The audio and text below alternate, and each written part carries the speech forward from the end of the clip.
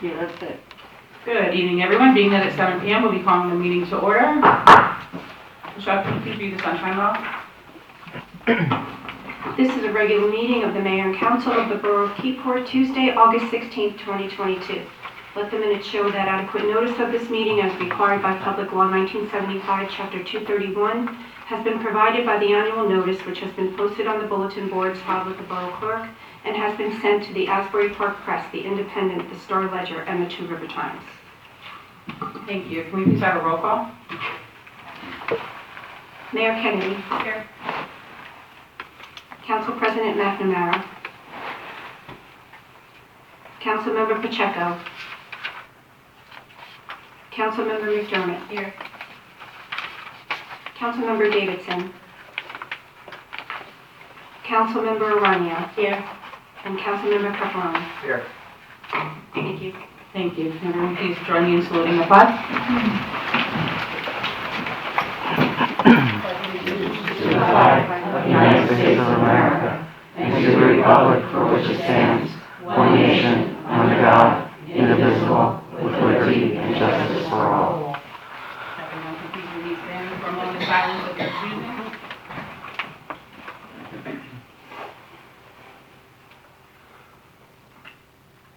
Thank you.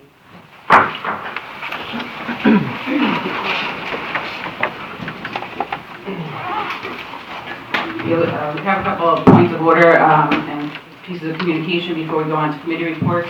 I do see that there's a large turnout this evening. I know we have several public hearings scheduled tonight, but there are a couple items that, after consultation with the attorney administrator, I'm going to ask the council to consider tabling some of the items.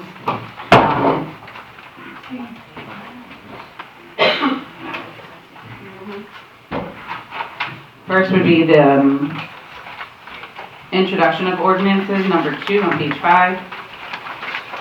I would prefer that deferred to the Harbor Commission for review first, prior to us introducing that.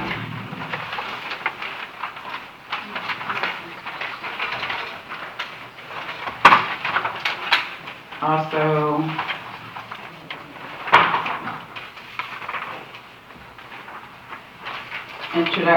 public hearing number 1, which is the amending Bethany Manor financial agreement.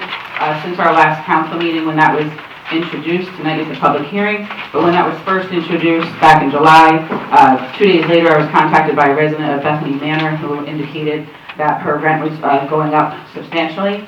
So that has been deferred to Council President McNamara, Jay Delaney, Leslie, and Lori Davidson, and Victoria Councilmember Pacheco, to look into a lot of this further. There's been extensive dialogue with the state and the Port Banbury Housing Authority about this, and a lot of research back 50 years of why the contracts are different. So I believe you had another meeting today, is that correct, Ms. London? Yes, we had a meeting today with Port Banbury Housing Authority, who is overseeing Bethany Manor's attorney, Council President McNamara, and myself, and we were working through all the issues. We've been hearing the concerns of the residents. We want to make sure that everything is done right, and we have a lot of questions that we raised to the attorney to ask Capital Realty, who's the owner of the property, and we have a follow-up meeting scheduled for either next week or the week after.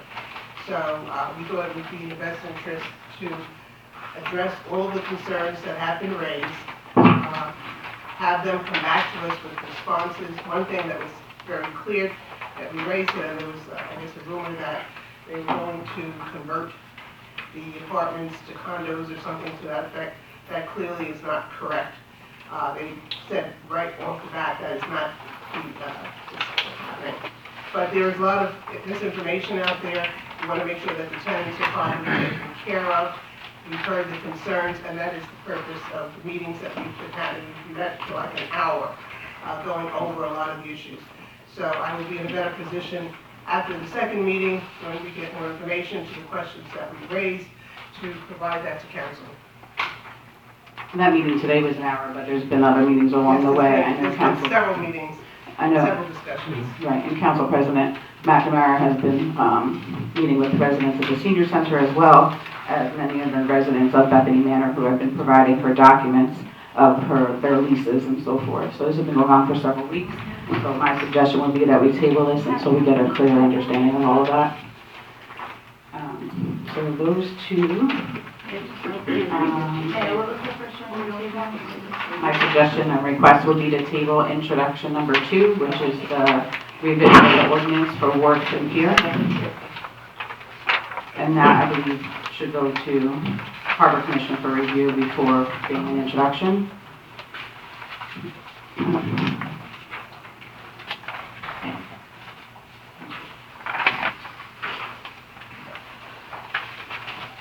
And then the other thing is just something under unfinished business, to table the discussion of the Keyport Parking Advisory Committee final report. We had asked for committee, council member feedback on that to be provided tonight, but since Councilmember President McNamara and Davidson aren't here, I would prefer, and I've already spoken with Mr. Custy and request that to be tabled to the next meeting for discussion. If that's the pleasure of the governing body. I mean, I have other commentary about agenda items also, but being that. I just have one question with the ordinance on page 2 tabling. Is that going to be enough time for the Harbor Commission? The next meeting, is that enough time for the Harbor Commission to get things back in September? Yeah. We'll find out, I'll talk to them. So that's different than the application. That's not the application that we're discussing. That's a change in the ordinance. Because of the one that was heard in May, there was wording and language that needed to be cleaned up.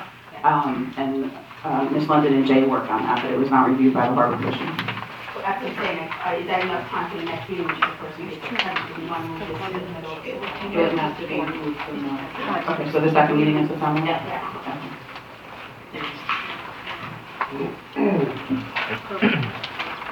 Take one of each page. The whole thing? No, two different ones. They don't get it. No. So if it's the pleasure of the governing body, if you need to do both those separate, or if you could do them together if you're in agreement to table those items. I'm fine with doing them together. So we're going to table number 2. Intro number 2. Intro number 2, amending the application for wards and piers till the second meeting in September. And then table public hearing number 1. And table public hearing number 1 for the ordinance amending Bethany Manor financial. And then That may wind up being the second meeting also because it's prime meeting. Second in September? Yes. Okay. So the second meeting in September. as well as the parking advisory report updates. And parking advisory report, so that one can go till the first week in September. So that's a motion. Is there a second? Second. Roll call, please.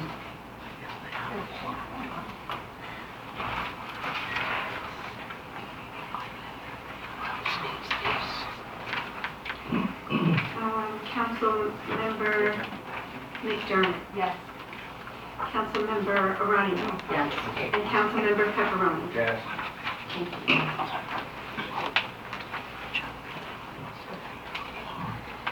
Okay, so for just an announcement to the members of the public, I just want to take a minute to explain what just occurred. So there was an introduction at the last council meeting on July 17th about the pilot agreement with Bethany Manor. On July 18th, we received phone calls from residents at Bethany Manor indicating that their rent was being proposed, some of them going up almost $1,000. So with further review, we started immediately on July 20th, looking into all of this. This was already heard and noticed that we can't go against the governing body's agreement to introduce it for a public hearing. So we have to still keep it. We're going to announce tonight that we're still working on it. So we don't have the final information as far as us being able to make a vote that represents our constituents in the best way. So that hearing will not be tonight. It will be at the September 17th meeting. So if anyone wants to speak on that, there is not a public hearing about it this evening, but you could wait till the end of the meeting and speak at the public portion. So anyone that's here for that, I just want to make that announcement from the start. Also, there was communication out there, miscommunication. that we were voting on cannabis applications tonight. That is not accurate information either. So if anyone's here thinking that there's cannabis hearings this evening, there are not cannabis hearings this evening. So if anyone's here for those items, just want to make that clear, as well as the works and peers ordinance change will not be heard tonight. 17th is a Saturday?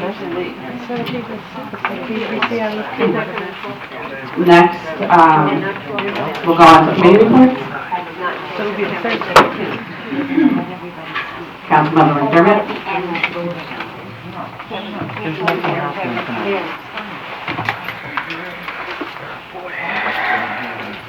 So the first, regarding the Keyport Faith on Business Cooperative, just a reminder, this Thursday is the Stars at the Bays with Donna Summer Ensemble. That's from 7 to 9, so please, that's a community park, so it should be a fun night. I do want to give an update that the KVPC board as a whole is working on updating the bylaws. We have some meetings, special meetings to review and discuss that.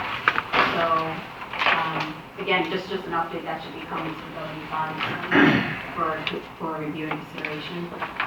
The other thing was that there's been the farmers market is occurring every Thursday from 1 to 6 p.m. So again, there's different vendors and opportunities to purchase from pickles to anything else. And the other thing would be that, just a reminder, there's going to be I Love Keyport event in late September, in October. Anyway, my point of this is that if your business interested in involving yourself in I Love Keyport, there's a registration process. KBPC will sponsor you up to $75. You do need to have receipts entailing that expenditure. And the other factor with this is that at this point, there's anticipation of a larger crowd. So again, if you're a restaurant or a business that will be serving food or some sort of refreshment entity, that should be a good day for you to enroll and market your business. Again, the goal by the Keyport is to have them visit the stores and the businesses in the entire Keyport area. So that's another event that was, and I want to make a correction that in the last year's I Love Keyport went to nonprofit, and KBPC is its own entity, so it's going to go to its operating expenses for that event. The other thing would be that also KBPC helped co-sponsor the Snapper contest that occurred this past Saturday and was well attended. So hopefully all the kids or anyone who had a $5 voucher for ice cream ate and enjoyed the sugar rush. The other thing would be that we are also, the 5K is coming up in September. That's being done with the Recreation Committee, and KBPC is one of the largest sponsors. So if you are interested in either walking, whatever way you want to, you can register for the 5K, and also you will receive a $10 Keyport cash that you can use in any business that accepts that in the area. Again, so it costs you $20 if you do early registration, $30 if you do it after, and you get $10 back. And it's in the morning. And also that same day, KBPC is doing a wellness walk, where we're going to have opportunities to receive vouchers, coupons, and things like that for businesses that are focused on wellness. And it's going to be like bags and stuff. So it's going to be set up at the mini park, probably from 1 till 6, give or take. I mean, we'll have some marketing out there, but it's so in the morning we'll have the 5K down at the bottom, and then in the evening the wellness walk would occur. And again, you have some time. Yeah, this is the first time last year. It was a wonderful event. Got a chance to see our businesses that focus on that aspect of that, mind, body, and soul. So regarding it, so that's KBPC at this point. So the other thing I did want to talk about was the Environmental Commission. They have meetings at the end of the month, first on Mondays at 8 p.m. And they will continue with the projects for increasing planting dunes at the Cedar Street, Benjamin Terry, Veterans Beach area, as to help prevent erosion. And also, there's also going to be, in partnership with the Baykeeper, there's also a big fundraiser for the organization that does a lot of work with the waterfront and the Bay Shore protection line. So they're going to have a fundraiser. The Environmental Commission is again, helping to ask to market this and support that fundraiser. And the other thing was we will have beach weeks in October, so please be on the lookout for that. All you have to do is show up and help us clean our beaches. Okay? So, well, there's a registration, but anyway, you show up that day. And that's it for me. Thank you. Councilmember Rainier? Thank you. I'm going to speak on a couple of things. First is Councilmember McNamara wanted me to bring up about cannabis, that she's looking for a closed session sometime in September. So she just wanted that. I didn't know that Councilmember Pacheco wasn't going to be here, so if we can read it, please, afterwards. Harbor Commission, I'm going to read on behalf of what I wrote from the last meeting. I, again, didn't know Pacheco was not going to be here. So I brought a lot of this up already, Jay, to you. The kiosk, they wanted to know how are we alerted when it goes down. So that's important because they thought that it actually had gone down because the funds had gone down in July. It just misappropriated the account, correct? Well, we use the word misappropriated, but it had not been credited to the account that it had been in the past. But And I have provided you with the information regarding the alerting that the kiosk is checked on a regular basis for operating, but it doesn't send automatic alerts when it's not functioning, I think was the question.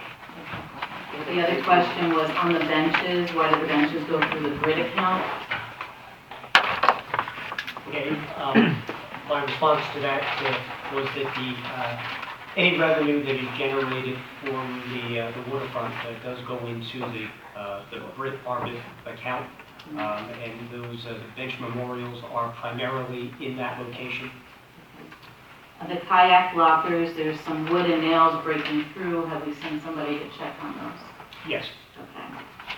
And are they going to repair them or? As I had indicated, the kayak storage rental system was modified this year so that they expire at year end, or actually before year end, and that provides a window of opportunity for any required maintenance from, I believe it's, we'll say it's November 15th through early in the spring of next year.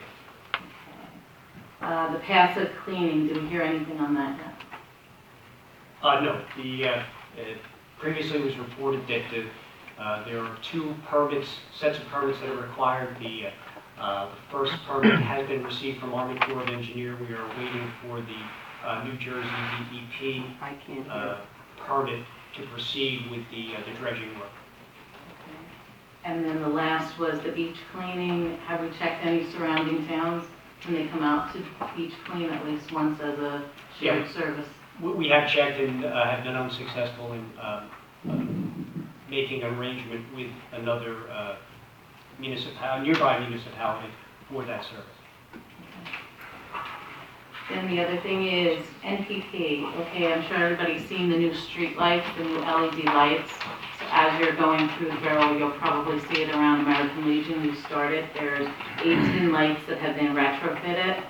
The remaining will be completed over the next couple weeks. The municipal parking lot improvement on Main Street, that started yesterday, if I'm not mistaken, Jay, and today they were striping? The paving was completed yesterday, the striping to be determined. Okay. Seal coating and striping, yeah, that was today or tomorrow? When was that? Today? The paving was completed yesterday, the striping, the date on that. Okay. Gazebo LED color changing lights. I'm sure if you rode by the gazebo, you'll see the bright blue light that's been there. And I think we can change it to 7 or 8 different colors. And I'm sure that we'll do it like St. Patrick's Day, probably green, and maybe breast cancer will be pink. So I think everybody should take a look at it. It's really beautiful. The decorative street signs, phase 1, to commence as soon as the product is delivered to the vendor. The project will be broken out into 2 phases for budget and timeline needs. The first focusing on West and East Front Street, American Legion Drive and Lower Broad Street. The second will cover Main Street, Broad Street, and the other appropriate areas in the MPP zone. Completion date for installation is expected October. And that's it for me. Thank you. Councilmember Pepperoni? I just need to run to my car and get my notebook.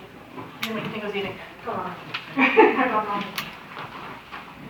So for the Board of, what do we have here? For Treasury Report for the Board of Health, we collected a total of $2,097. For Union Beach's Registrar, we collected $100 for that. For First Aid, they had a total of 14 calls for the month, 887 for the year to date. For the Fire Department, 49 for the month, 727 year to date. Jay, do we have like a estimate date on Scott packs? Like ordered or? No, that's actually one of the items on the agenda tonight that requires formal Okay. body action. Perfect. And then for, this one's for Lori, for property maintenance, zoning, fire prevention, and inspections. So UCC inspections, 153, building 84, electric 30, fire 11, mechanical 12, plumbing 15, UCC violations 0, code enforcement inspections 33, rental inspections 25, house sales 8, code enforcement violations 27, follow-up inspections 30, property maintenance complaints 5, landlord registrations 42, vacant property registration 2, zoning applications 40, zoning violations 3. And that is it for me.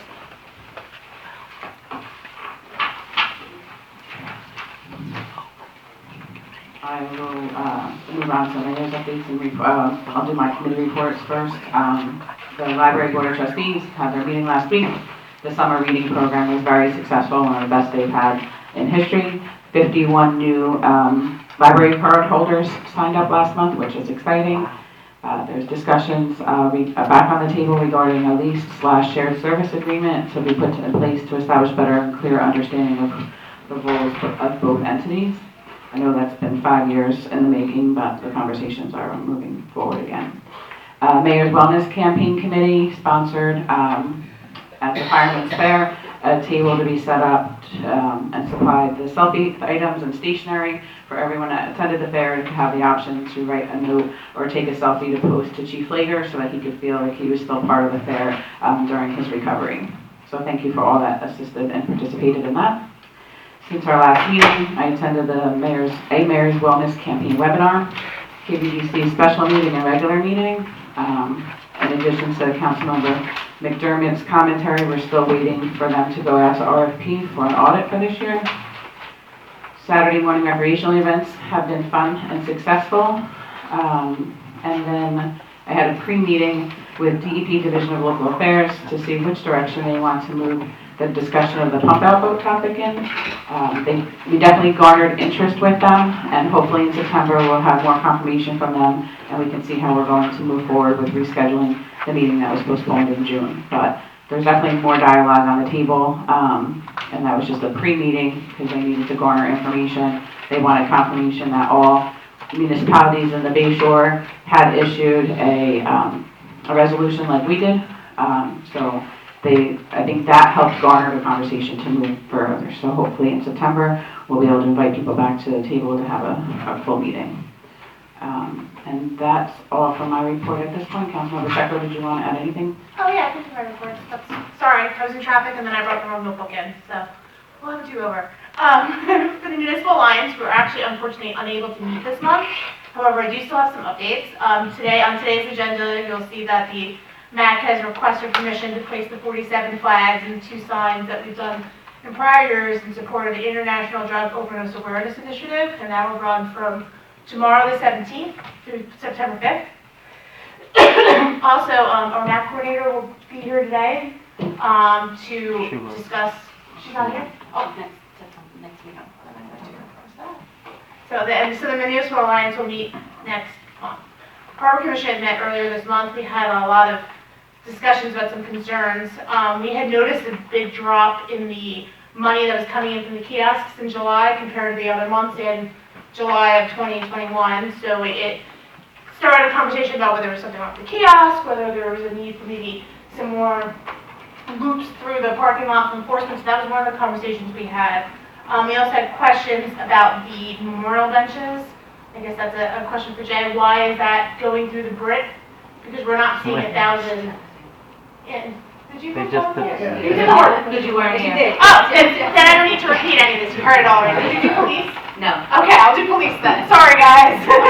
Snapper contest was awesome. That's the end of my recruitment report. Police had 639 calls for service this month with 35 case files.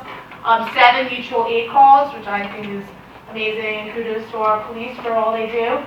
I know traffic safety's been a hot topic, so I'll give you some stats from that. There were 4 DWIs, 96 stops. That brings traffic stops. That brings it 1784 year to date. And 73 summonses were given this month, and that gives it 1209 year to date. The chief's going to have some things that she's going to report on during JS updates, and I guess that's it for me. Thank you, Rose. Okay, great. I didn't have to do it. I know we've already tabled some items at the beginning of the meeting in case anyone was here for those things. There's a couple things before we open it to the public that I would just like to have a quick dialogue on.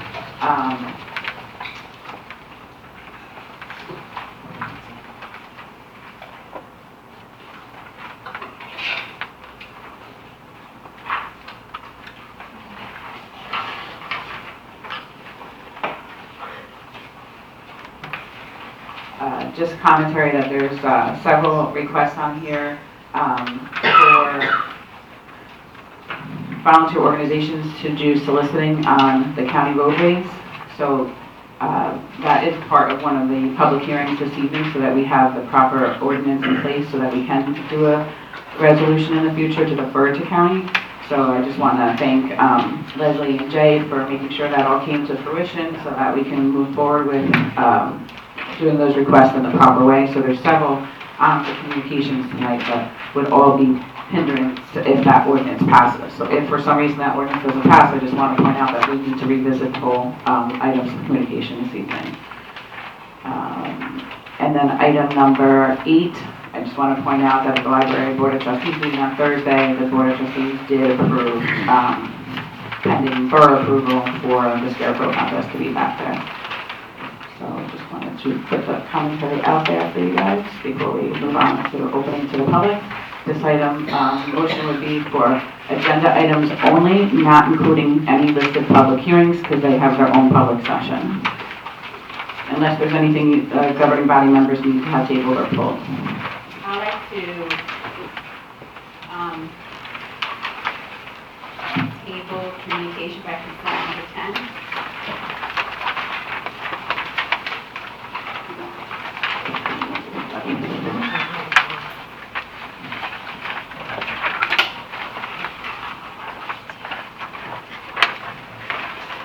Is there a motion? I make or a is- motion to table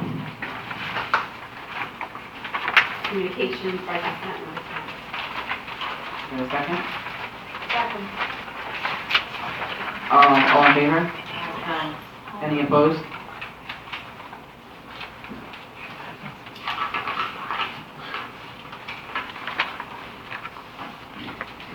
Any other discussion on the agenda item?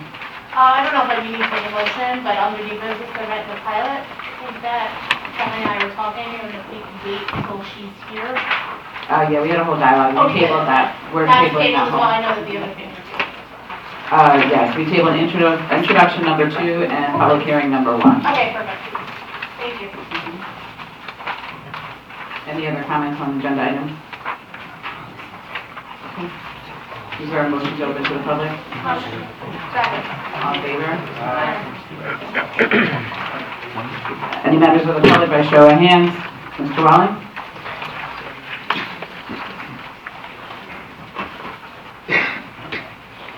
Good morning, for Second Street.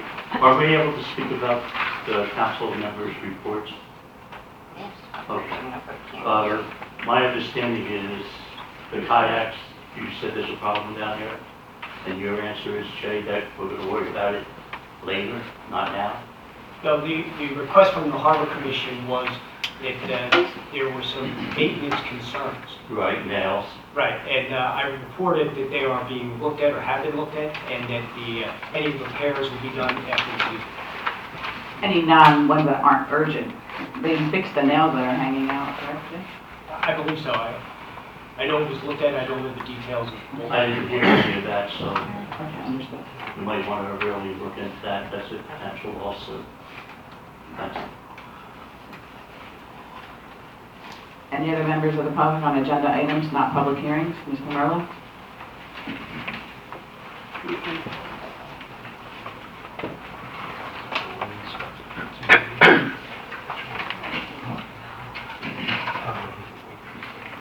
John Marella, 34 Broad Street. On the agenda items, the seasonal employee, resolution 2022-186. Can you tell me what the pay scale is? The hourly pay scale? Yeah, this is actually for several employees. All of these positions carry a maximum of $20 per hour, and they vary depending on the employee. Some are, I believe the lowest is $17.50 and the highest is $20 an hour.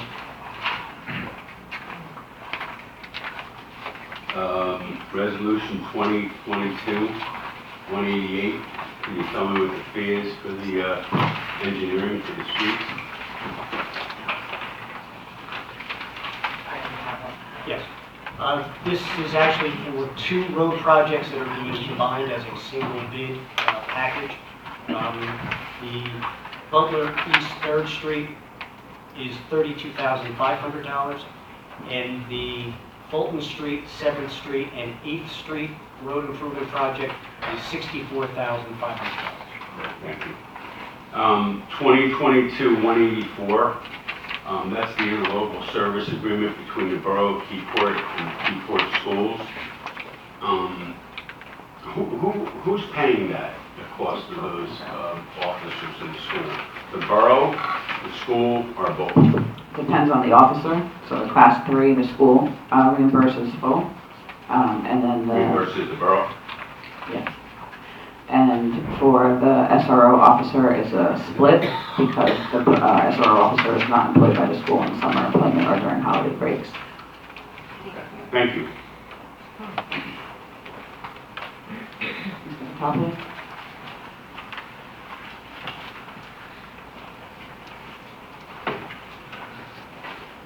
Thank you, Mayor, Council, good to see you all again. Question about the works and piers ordinance that's being introduced tonight. My read is that it's keeping the review process. Hold on a second, Mr. Patapia. We're not hearing that tonight. We're actually moving that. We tabled that. Okay, can I ask a question? Nah, it wouldn't make sense to ask. You guys are probably going to change it. I did notice, however, that there's bulkhead material, new bulkhead material where the Port 149 project is. And I was wondering if you've heard from them in any way regarding the installation of their bulkhead. Yes, we have. And is there any kind of coordination going on between them and the borough with regards to the installation of Yes. Okay, so are we going to see... Mr. Patapia, can we stick with the agenda? Okay. Thank you.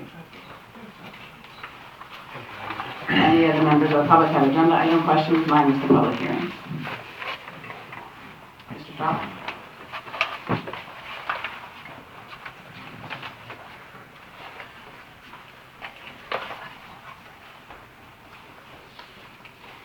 Jack Straub, 235 Main Street.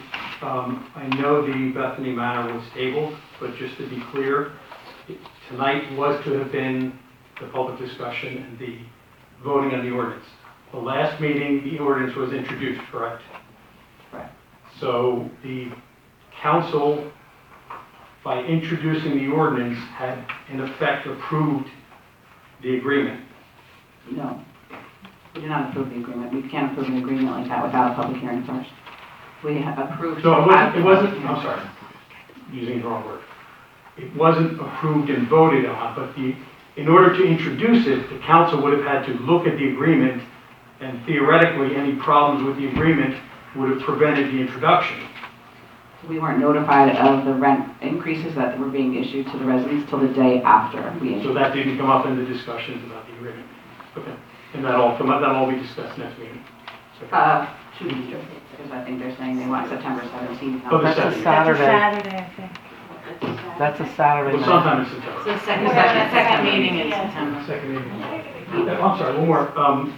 Councilmember McDermott, I just missed it. The item that was tabled about freedom from religion, why was it being moved? I have a decision to table it. I'm sorry? We need to look into it further because there was some false allegations stated. Oh, okay, all right, thank you.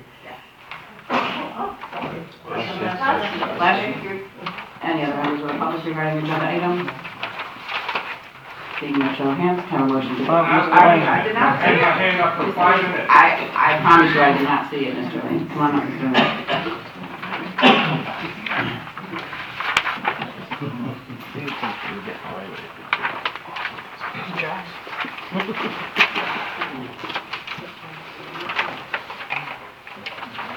Michael Lane, 51 First Street, Keyport, Sitting Mayor, members of council. Couple issues. The motion to table letter number 10, I think gives you an outstanding opportunity to, just as you are introducing an ordinance tonight relative to soliciting on the streets, to introduce an ordinance or create an ordinance that limits, or from a couple of different viewpoints. One is, or borough parks. If you have a use that is going to be executed in less than 24 hours, we have that all the time, the weddings, graduations, etc. And I think the borough clerk manages that, right, Michelle? That's correct. Okay. Now, for a use that's going to last for a week and a month, you really ought to have a different level, and I don't know whether Michelle writes this requirement, that use has to be supported by a group of at least a dozen Keyport residents. And that the application has to have sign-off by at least a dozen Keyport residents, so it represents Keyport when you're putting a display on Keyport parkland. So I ask you to think about that. Regarding the resolution 2022-187, which has to do with approving the sewer operations for Hudson Point, which Trevor has approved, have we also validated the water service for Hudson Point?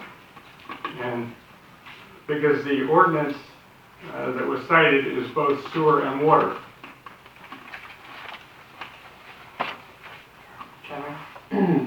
They have recently submitted the water plans. We have not reviewed those yet, so that will be a separate request to the council for the Bureau of State Drinking Water permit. Even though this ordinance says sewer and water. So we did a resolution on ordinance, but I think Mr. Lane is correct, so can we table that one and wait until we have both reviewed? Well, Mayor, if I may just clarify, the resolution states that the borough is required to endorse applications for both sanitary and water extensions. This application that's being authorized is specified as only being for sanitary sewer. The water will come after the engineer has reviewed and makes a recommendation. If there are any changes required as a result of that review. Sorry. I was going to add the resolution does say application for sanitary sewer connection. It does not include water in the body of the resolution, so this is just for sanitary sewer. Why don't you handle both, get both cleared up, because they both need to be approved for the construction. I think that they're two separate applications. It's two different agencies of the DEP, so you can do them separately. They're not contingent one upon the other. I guess I didn't read it that way. The resolution 2022-181 to spend 182 to spend $449,000 for Scott Pack protectors, Scott Pack valves.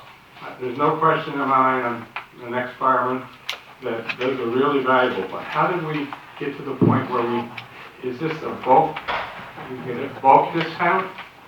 Why wasn't this phased over time? I ask you to really go back and look at that. Mr. Pepperoni. Second. Any other members of the public hands that I do not see? Can you raise them higher? Mr. Graham?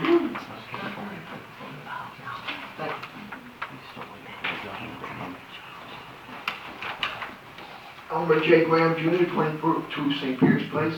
First of all, before I get to the agenda here, last night there was a medical incident at my house, and Keyport First Aid and the Keyport Police Department responded professionally and everything like that. I posted it on Facebook and gave them a shout out, and I'd like to give them a shout out here. As usual, you all do an outstanding job.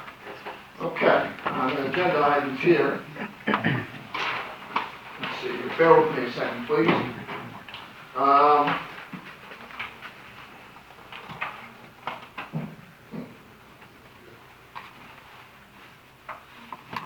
Okay, can you all, Resolution 2022-182, I understand right that you all going to spend $400 and something thousand on that? Yes, that's correct. Well, yeah, right, The scat maps in the system have not been replaced. I understand that, Madam Chair, but the price boggles me. $400 and something thousand of the taxpayers spending that money for Keyport. I mean, no doubt about it, the fire department's important for Keyport and stuff like that, but I'm amazed at the amount too. You know, and, okay. And one more other thing, bear with me a second here. Can you all explain, Resolution 2022-183, Shared Services Agreement? Sure, that allows us to have the opportunity, should it be needed, that we have an agreement with the school, should we need custodial, or they need custodial, or if they need assistance with maintenance, or if we need assistance with maintenance, for us to cross-share employees when it's needed. Okay. Correct, Jen? One more thing before I finish here. For a small borough like ours and stuff like that, spend, I don't know, maybe I'm missing some here, but spend $400 and something thousand on that. I don't know. I guess mind-boggling. Thank you. Thank you. Any other members of the public? Seeing no hands up. Line of sight issue right here.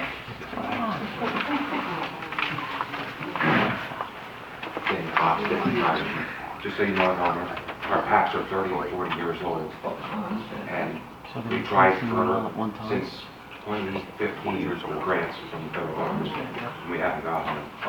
The only way we can effectively go into a house and rescue somebody. We're very old, they're failing, so for safety of all our firemen, or $500,000. Good answer, Dan. Very good answer. Yeah, you answered the question.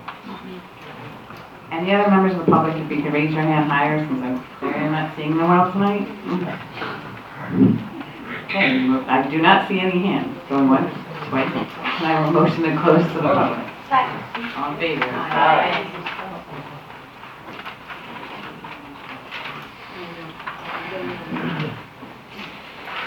Okay, so we have item number for the consent agenda, R 2022-178 through R 2022-191. If there's no commentary, unless there is, any commentary from the governing body on any of those? Trevor or Jay, can you just clarify what work is being done on? Can't hear what you're saying. Can you clarify what work is being done in R 2022-187? I'm sorry, 188, sorry. 188. And why it's needed? Yes. The borough is in receipt of two state grants. The two projects that I mentioned earlier. The first is the reconstruction road resurfacing of Fulton Street, 7th Street, and 8th Street, as well as associated drainage and utility work. The borough is receiving a total of $270,000 grant for that project. The project total is expected to exceed that amount, and this resolution is to authorize the engineer to perform the engineering services related to that project.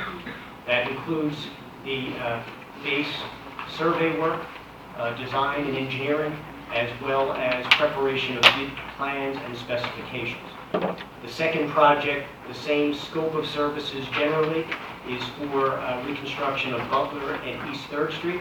That project, the borough is in receipt of a grant in the amount of $251,900, and again, total project cost will exceed that.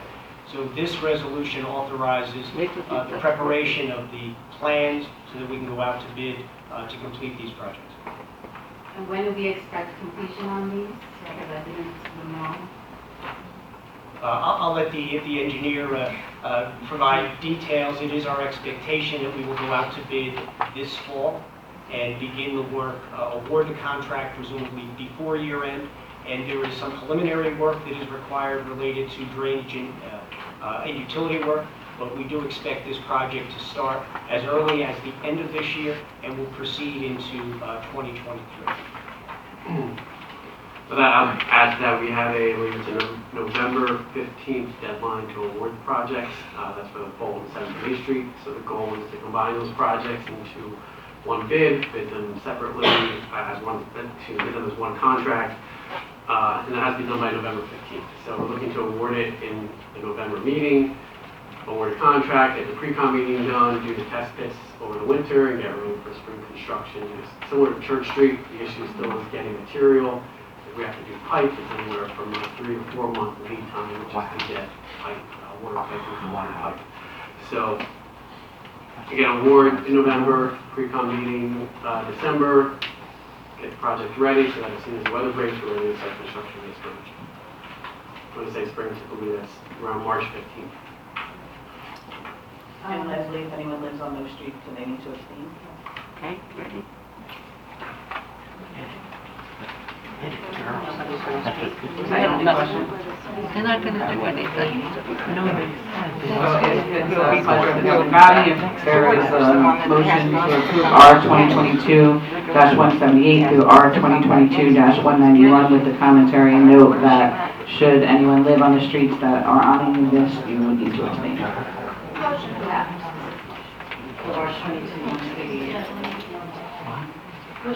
So there was a motion on the floor, is there a second?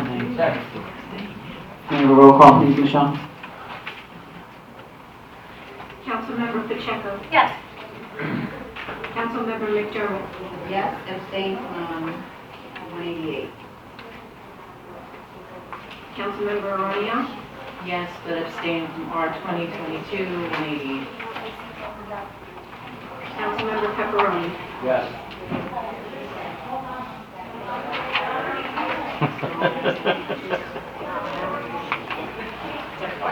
It's the seniors making the rockets. Motion You have to get up and speak at the end. So just, not the norm that the mayor gets to vote in the borough of Keyport, but because we have residents that live on a couple of these streets, for resolution R 2022-188, we do not have enough votes to carry that to pass, so I will vote in favor of that.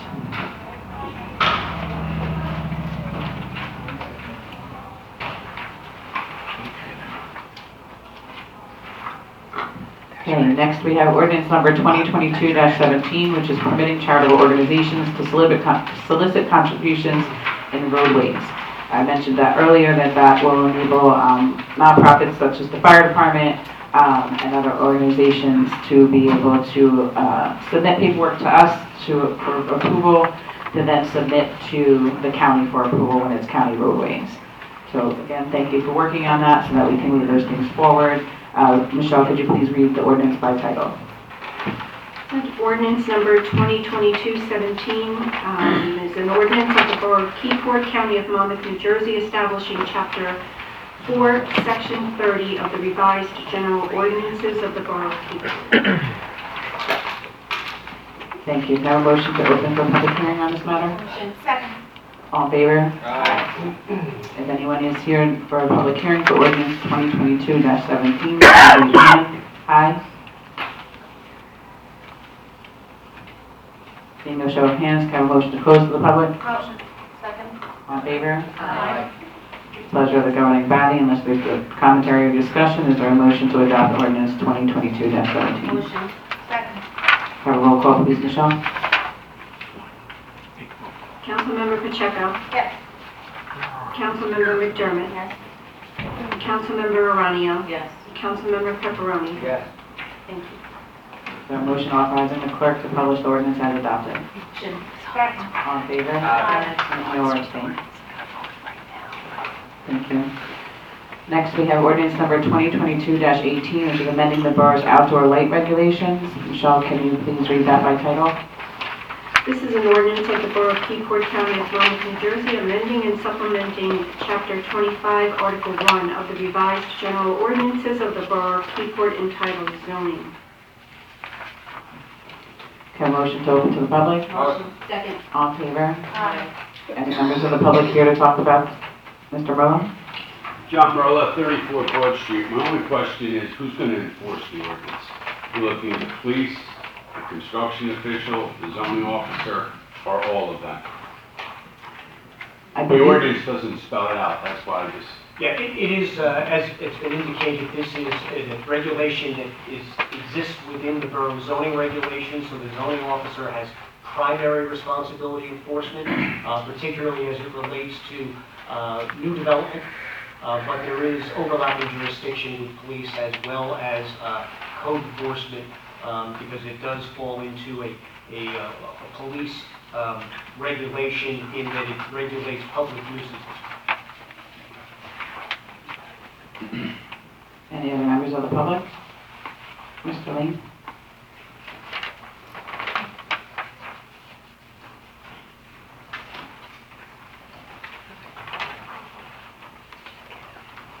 Michael Lane, building on what Mr. Miller spoke about,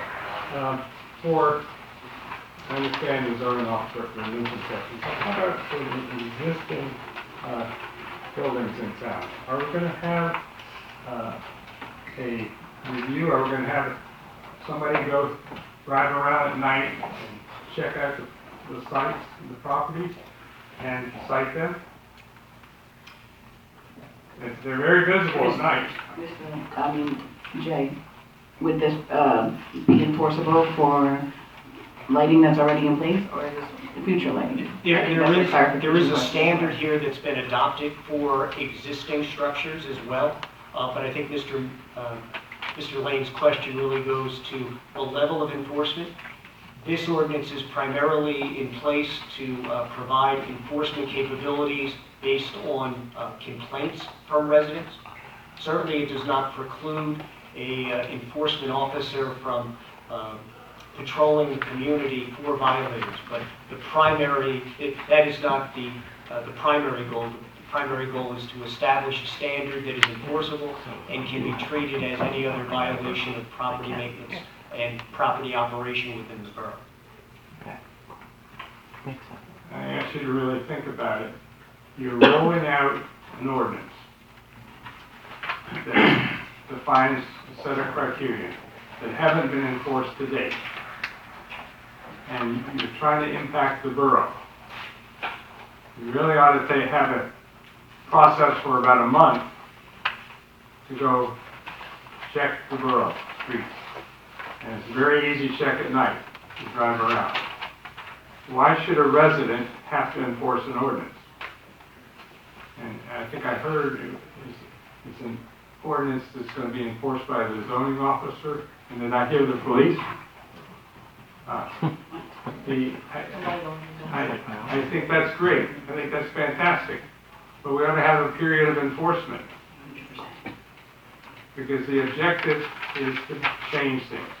I'll give you, we create multiple ordinances that we don't enforce. Another one, and Mr. Merlin has brought it up, is we have a weed ordinance. It says if you go to Beach Park, you're not supposed to see the bricks totally overgrown by weeds along the curb line. And that's borough property. We're not even executing on borough property. So this ordinance, which is an outstanding ordinance, I applaud it. I ask you to enforce it. Any other members of the public? Mr. Graham?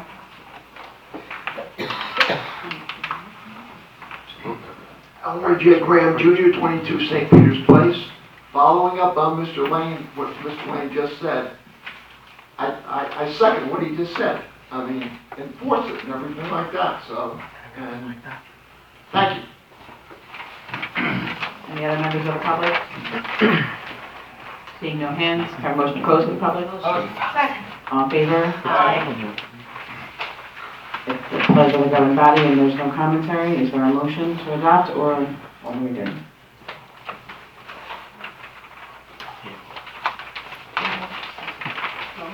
Motion, yeah, second. Can I have a roll call, please? Councilmember Pacheco. Yes. Councilmember McDermott. Yes. Councilmember Aranio. Yes. Councilmember Pepperoni. Yes. Thank you. I have a motion authorizing the clerk to publish the ordinance as adopted. Second. All in favor? Aye. Any no or abstaining?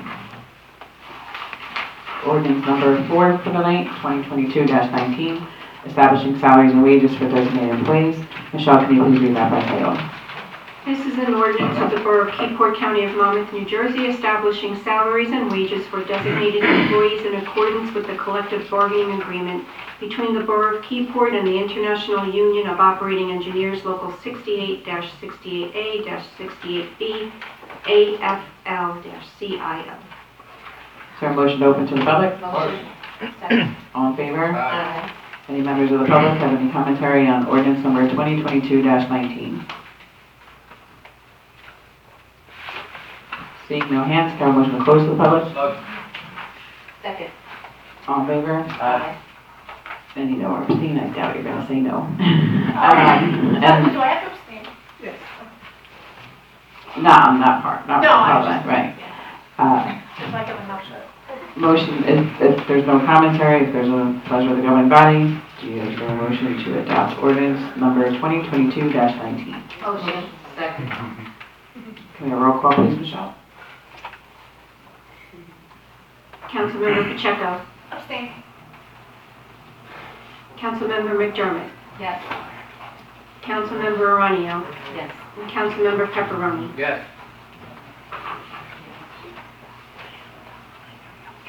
Thank you. Motion to authorize the clerk to publish the ordinance as adopted? Motion. All in favor? Aye. I just want to provide the opportunity, it's not required for you to provide a reason. Last time we had you wanted to make a comment on record as to why you were taking it, yeah. that is not a requirement to do so. Hooray for collective bargaining and raises. I work for the IUOA, so we think it's proper to do the same. Next, we have ordinance number 2022-20, amending Broad Street traffic regulations. Michelle, can you please read that by title? This is an ordinance of the Borough of Keyport, County of Monmouth, New Jersey, amending Chapter 7 Traffic and Chapter 7A Traffic Schedules of the revised general ordinances of the Borough of Keyport. Before you open it to the public, I would just like to take a minute to explain where we got on this. First, I think it's actually really appropriate that we take a moment right now to acknowledge our Deputy Commissioner, Stu Kiley, who's in the room this evening from Freehold. Thank you for being here. My pleasure. And I would also like to commend the Monmouth County Commissioners for being present and relevant in Keyport the last few years. It's really appreciated with the amount that you've been able to move forward as far as the work progress. The most exciting thing, I think, to announce is that Broad Street is being paved in its entirety, which is a county roadway. We have 6 county roadways within our municipality, which is an extensive amount of roadways for a small 1-mile municipality. But this will be the first roadway paving project in over a quarter of a century done by the county in the Borough of Keyport. So I think they deserve a round of applause for that.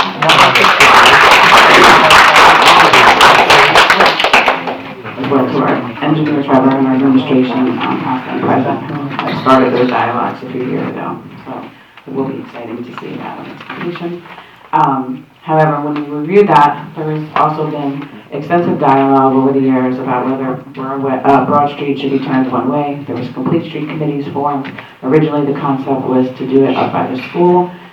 And that concept and dialogue changed to be down in the business district. And we definitely wanted to move this dialogue forward so that the county doesn't pave a roadway, and then we have dialogue and conversation about where we should go with Broad Street as far as whether it should be one way, whether it should be parking on one side, not parking on one side. We receive complaints both ways. We receive complaints about delivery trucks and people not being able to get through at the bottleneck. Proposing it to be one way causes its own issues. So there was dialogue so that we can have something to the county as far as what the borough's preference is, so that they know after their completion of the paving what is the best interest to line stripe and paint the municipality. So the proposal that is on the table is to, actually Jay, I'll let you, because you have the map right in front of you, explain the parking space revision before we open to the public. Yes, Mayor, and actually, if I may invite the borough engineer, he's brought a large-scale diagram and perhaps he can walk everyone through the proposed changes. I will point out that anyone that is here for this, there will be a public portion, and anyone that wants to speak will be able to speak on this. But having the information ahead of time, I think is beneficial, as well as when we did the introduction, I had requested that the business owners or property owners within this 200-foot list of these proposed spaces be notified. So some of you were notified because of that. Thank you, Mayor. So we do have an exhibit that matches what is in the ordinance. You can see on the left-hand side is West Front Street. This is Broad Street. And this would be the parking restrictions that are being proposed within the ordinance. We're looking at eliminating the parking on the west side of the street, which is basically from where McDonough's restaurant is up to the municipal parking lot. We would be shifting the center line over approximately 2 feet to provide even lanes through that area. And we'll be also adding a crosswalk at the municipal parking lot to get across the street adjacent to the Keyport Diner. So those are the recommendations that are in the ordinance. I do have a summary of the parking spaces. So we're going to be eliminating 8 spaces on the west side of the street, 3 spaces for the mid-block crosswalk, and 1 space on the east side of the street, for a total loss of 12 spaces. We'll be adding 2 spaces on the east side of the street where the existing funeral home was. There used to be a loading space there where we can add 2 more spaces back to that location. There's also in front of the fire museum, it's not on this map, but there is 1 existing space there that's yellowed out that we can convert to a new space. So overall with this plan, we're going to be losing 9 spaces along Broad Street.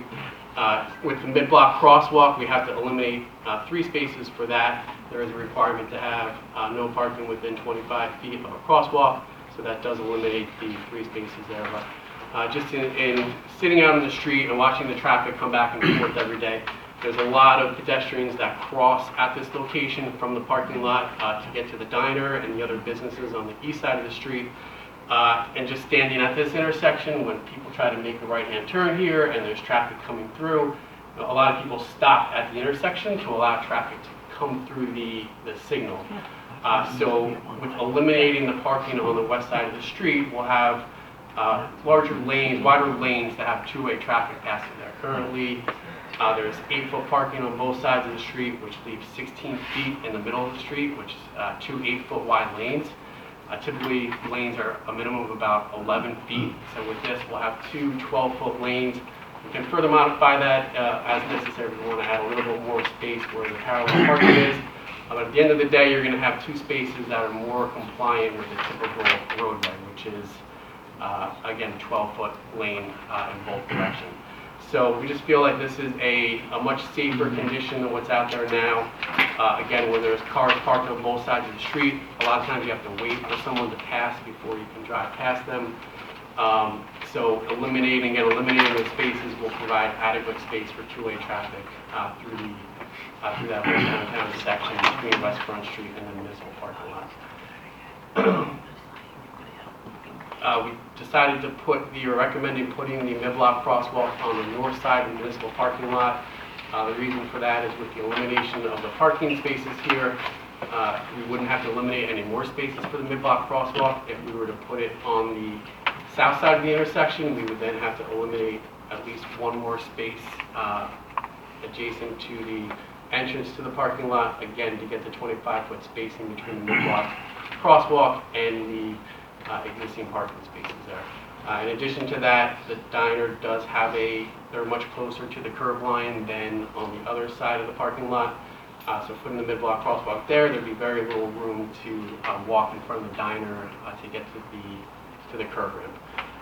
This is proposed to have a crosswalk here. We've also discussed putting pedestrian crossing signs there, either just a standard sign or a flashing pedestrian sign that can be activated by a push button, just to provide a safer crossing at that location, which we can definitely discuss with council if this does move forward tonight. So again, these are the 8 parking spaces on the west side of the street that will be eliminated. This is 1 parking space on the east side of the street closest to the traffic signal that will be eliminated, and the 3 spaces in front of the opposite side of the municipal parking lot, which would be eliminated. And blue here are the 2 additional spaces. So again, that's what is included in the ordinance. So there's any questions from the council, if you have to answer any questions. I have one question actually. So I know you mentioned the space in front of the fire museum, that's never been legal to be yellowed out to begin with, because that's never been done by ordinance. So Jay, if we make that a regular parking space since the museum is not open 7 days a week, is there something that we could add in here that maybe that they could put a cone out there when during museum opening hours? Like how can we make that feasible? So, because that's a continuous and often complaint that we receive on an ongoing basis is that space that's open most of the time. So. Yeah, certainly when this was reviewed by the ad hoc committee in terms of looking at the various options, the existing yellow curve was noted, and the lack of any formal authorization for that.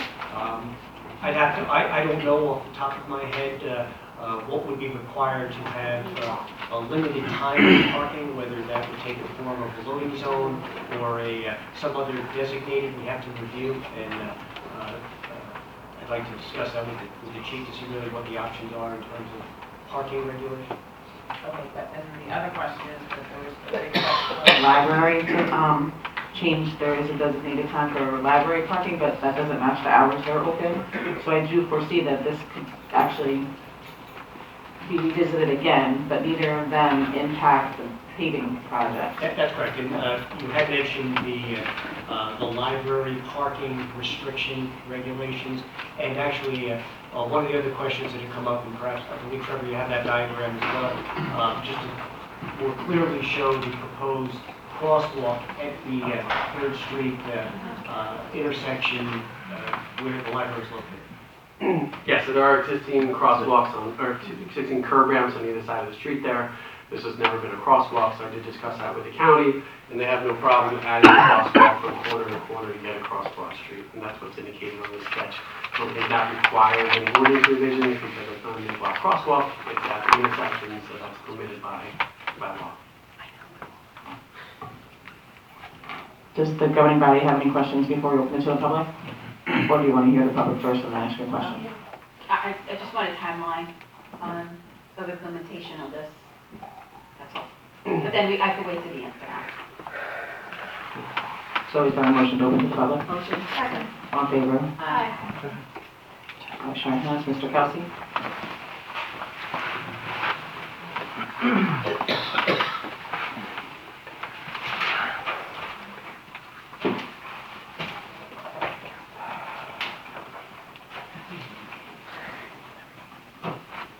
Andrew Kelsey, 29 St. Peter's Place. What slows cars?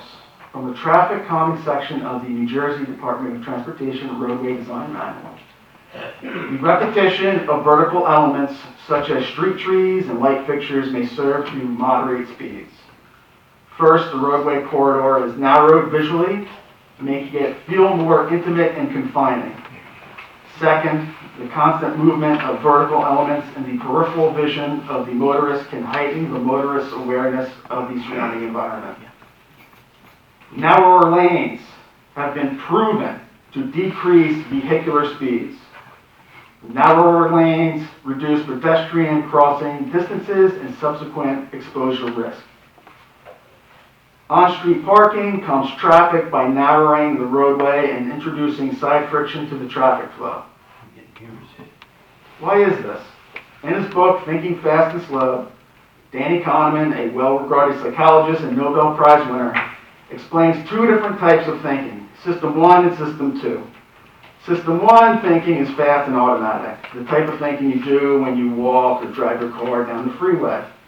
System 2 is slow and effortful, such as when you are trying to thread a needle or drive your car through a busy parking lot at the grocery store.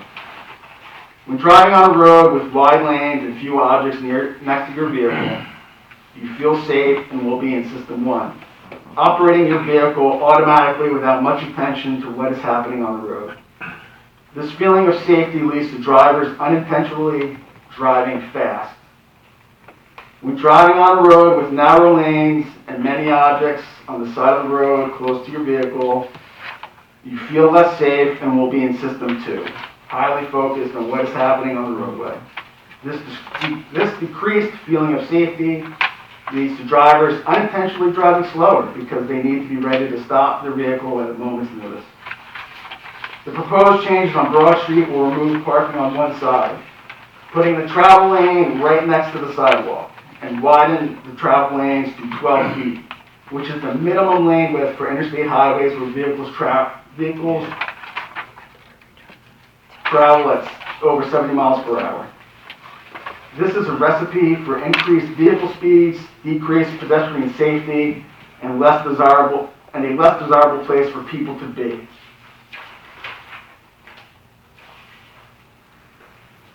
This plan is the absolute antithesis to complete streets and the pedestrian safety improvements that have been made in the borough. I can't understand what benefit there would be to making this change. Less broken car mirrors? Is that the position of the borough? Save car mirrors at the expense of pedestrian safety? Make downtown Keyport less desirable for people to be so cars can fly through town at the highest speed possible? Why are vehicles given such a high priority over people? They don't pay taxes or spend money. People do, not cars. The borough spends $1 million a year on paving roads, at least $1 million a year on paving roads for vehicles. What does the borough spend on sidewalks for pedestrians? The borough pays to clear the streets of snow so vehicles can get through, and does nothing for the sidewalks so pedestrians can get through. When is the borough going to put people on the same level as cars? Last meeting, we learned that the police department has equipment to conduct speed studies. Why isn't this change being trialed before implementation? Why isn't there a speed study being conducted before and after? What happened to paying is cheap? Because there's a self-imposed deadline to get the county to pay for it? Excessive speed has long been a complaint in the borough, and street design plays a major role. By happenstance, this section of Broad Street has a design that encourages people to drive slower. We don't need to spend money to change the curbs, add speed tables, or have police intervention. It happens all by itself.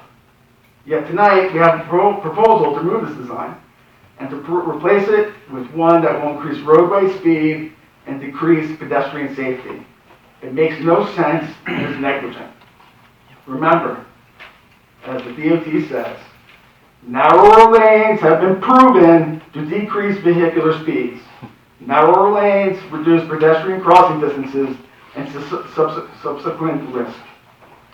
That's it. Thank you. Thank you. Ms. O'Connell?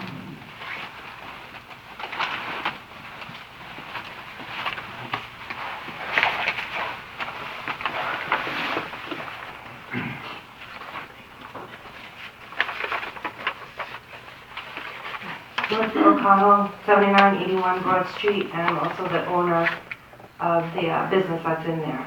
I'm going to thank you for letting us know, as I only got to notice as a property owner, not as a business owner, that this was even going on. And I kind of wish we kind of knew, I don't know when it was introduced, or is this being introduced? I don't even get all this. But I wish we would have known sooner so we could have been involved with some of the decision making. But anyway, Last night I drove down Broad Street, 7 p.m. on Monday night. There were 32 cars parked between both sides of the street, from Route 36 down to West Front. 25 of them were parked, half on the street and half on the curb on the sidewalks, which we all know is the normal for Broad Street if you want to keep your mirrors. I guess we will have the same thing. I'm a little disheartened that this proposed plan to fix the problems which exist on all of Broad Street is to take away parking spaces and just move the two-way traffic jam from in front of me at Keyport Front House up to the Fat Cat and Library, because you're not really fixing it, you're just kind of moving it up.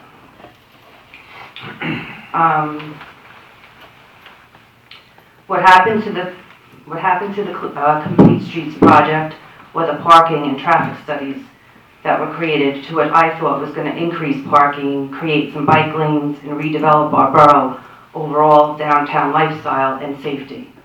Yes, Broad Street is an issue. I've seen it daily since I bought the building and opened my business in 2018. Yes, there needs to be change. And yes, not every resident, property owner, or business owner is going to be 100% in favor of any decision made. I feel a trial, quick fix, and losing any parking on that street is not a solution. What happened to the proposal of making Broad Street a partial or full one-way? A one-way street would simplify crossings for pedestrians. It enables us to keep parking and if positioned properly and can actually add parking for both the residents and the businesses. I have residents above my business. 10 angled parked cars fit in the same curb space as 4 parallel parked cars. A one-way starting from Maple Place down to Front would not only give us a proper gateway to the downtown, but it would clear the traffic issue, which is not only from Old Glory to McDonald's, and who knows, maybe even give us a bike path like we were told that stems from the intersection of Maple and Broad. In addressing the conversion of a two-way street to a one-way, promoting speeding, I ask, isn't that why we just put a 25-mile-per-hour speed limit in our town? In addition to a crosswalk, would that add safety for our pedestrians? In closing, this proposed ordinance seems to be a rush job due to the county's paving schedule and is not fair, thought-out solution to our problems, and just for the record, I'm against. Thank you. Gentleman with the black hat in the back.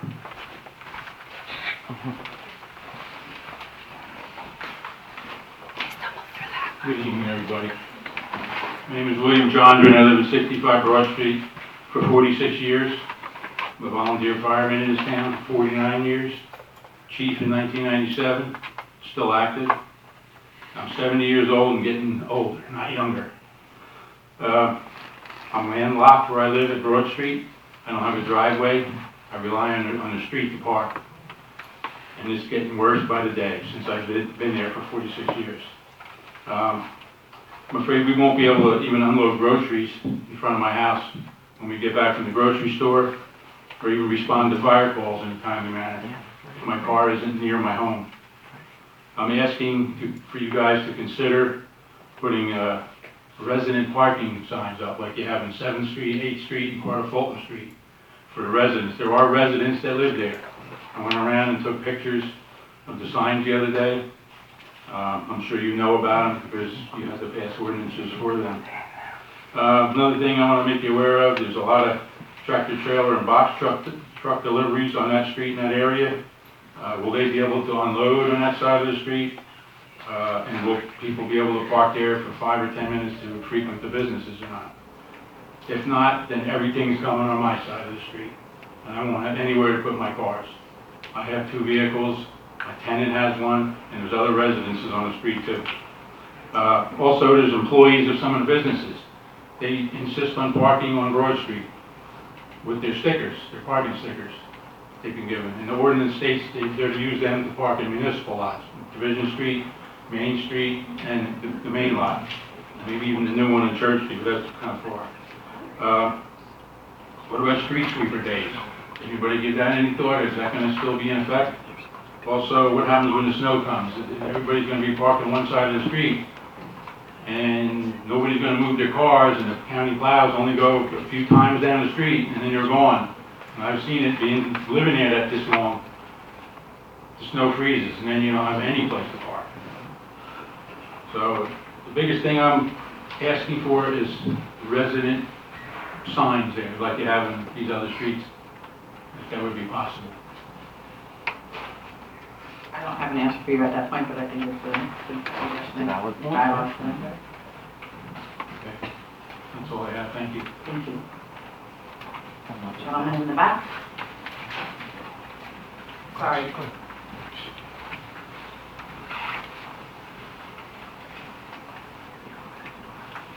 I almost said gentleman in the black shirt, and I realized you both have a black shirt on, so that really wasn't trying to. Good evening, everybody. My name is Rekhan Patel. I have business on Broad Street. I'm a property owner also, business owner also. So my business is depending on the street parking. And if you eliminate that parking spot, I'll be losing the customers also, because customers come, park, and they go. I'm not saying that you shouldn't do that, but there is a 3 hours limit.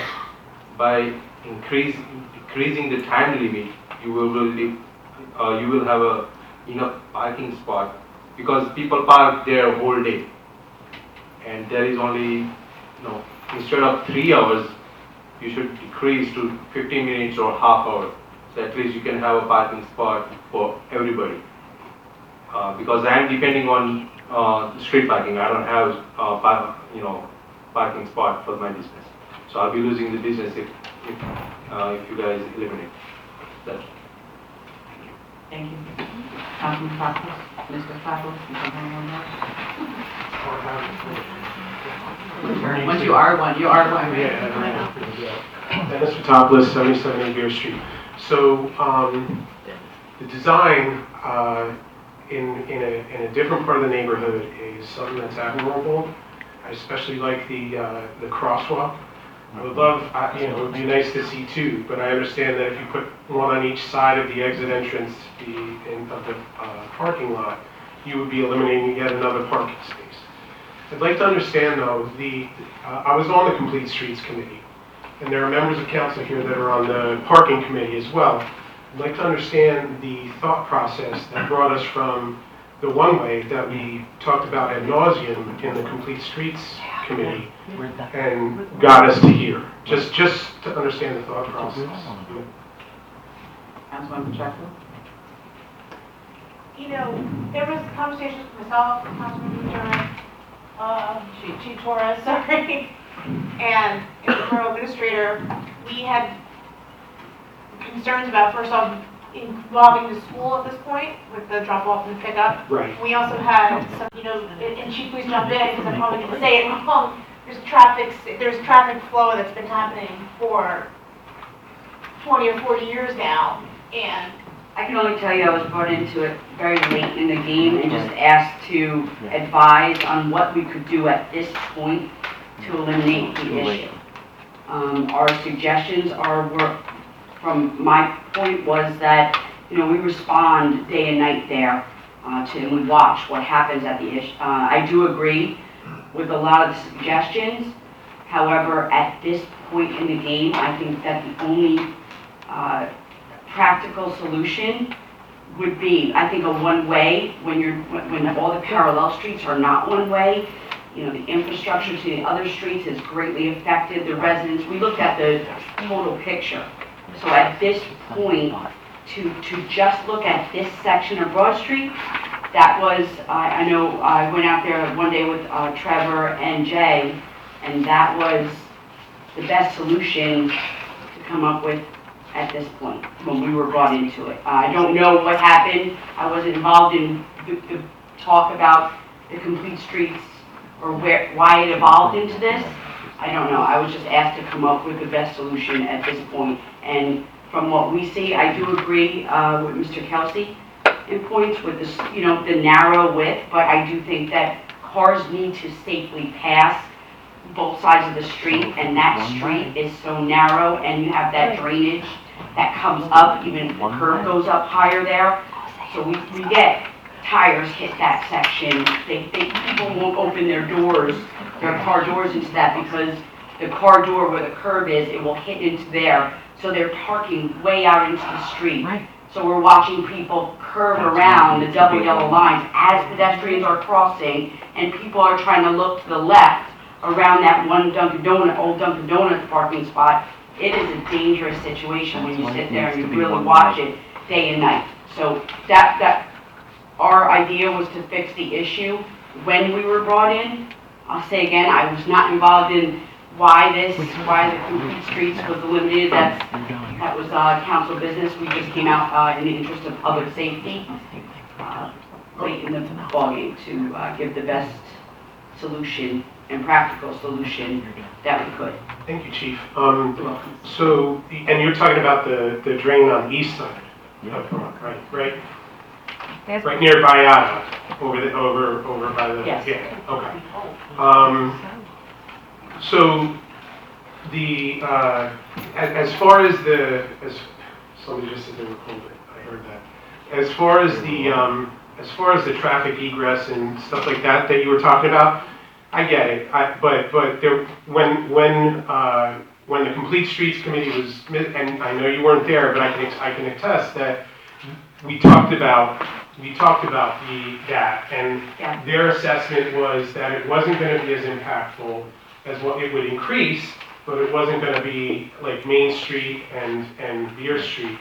Sure. We're going to be, they would still have that. I remember that design, but Yeah. the design was like, it was a huge design from what I saw. I did spend an evening on the meeting. I came at my own, so it was a huge design, and it entailed a lot more. You're talking about this, the final document that they came up with. Different streets where it was going to be a big one-way pattern throughout the entire borough. And that was the suggestion, and what came out of that was, and maybe Councilwoman Pacheco and the mayor can attest, is that we were going to have a harder time doing it up, like the councilwoman said, up at the school, and we were thinking about bringing it down. Because remember, there was the whole U-turn issue that we were talking about up at 36 and Main, not Main. Well, yeah, Main and 36 and Broad Street. But it was further down, and it would be from Maple Place on in. But regardless, that's not what's on the agenda today. I just didn't, I wanted to understand what the thought process was. You heard some of the input. What about enforcement? One of the main concerns that Mr. Kelsey brought up was that it would increase speeding, and I know you know that's probably true. And as they get through the cluster, is there a question? Is that a question? Do you want me to? Is there going to be higher enforcement? So we do enforce it there, and what Mr. Kelsey's talking about is a slow down theory. It says if it's a narrower roadway, people tend to visualize it as even narrower than it seems, so they entail slow down. That has nothing to do with enforcement. That's just ways to narrow the roadway so that people slow down. Enforcement is happening. I think I've given statistics every meeting to show that absolutely enforcement is happening, but enforcement doesn't always prevent the accidents, and I think what the borough's looking for is pedestrian safety. Again, maybe you're better off speaking to the council and to on that, but we just came in to just basically say that the borough called us out in the interest of public safety. We kind of went out there and said, this is what you want right now, in interest, the best practical solution that we could come up with at a short time frame. You make a great point. What my thought was, my question was, as they come out of all of the parking on both sides, are they, and they've done it through the open lane. That was what I was talking about. Not what Mr. Kelsey per se was talking about, but now it's more of an opportunity to pick up the speed and go. And I didn't mean for you to get defensive about that. You guys have been doing. Don't take it like that. I've been bragging about how good you guys have been doing. Yeah, I've been bragging about it. The other concern that we were talking about this. I could just ask the members of the chamber if you could just reduce commentary, because it does get picked up on the microphone. So if anyone wants to have chatter, if you could just go out in the hallway, please. One of the concerns when we were talking about this specific piece of this project was also there's I mean, I was out at the diner with my daughter the other day. People are parking far out into the street because of the reasons the chief said, doors. And there's double parking up closer to West Front. So it's creating a situation where cars are literally going into the other lane and coming through. Right. And like, I don't know about everybody else, my kid is a runner. And I'm constantly pulling at her because it's not even going to be because somebody's maliciously doing anything. It's because they didn't see her or she doesn't see it, you know. So I think that this was, like the chief said, like I was on complete streets. I still think we should figure out a way to get the bike lanes here. And that's a larger scale project. And this is kind of the way to make it safer. I understand what Mr. Kelsey's saying, but I also know that there's cars doing all sorts of weird stuff just to get through there because there's. Gotcha. Thank you. Ms. Massapiero?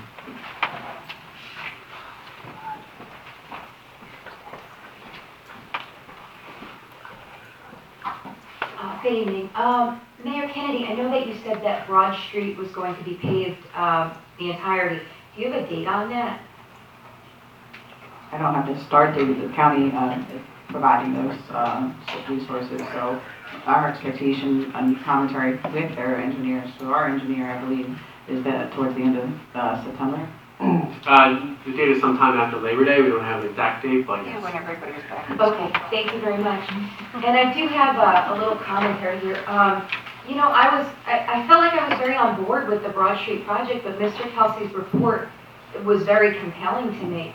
And I think the business owners, I think their testimony was really important, you know, especially Ms. O'Connell and the gentleman who was speaking about his business.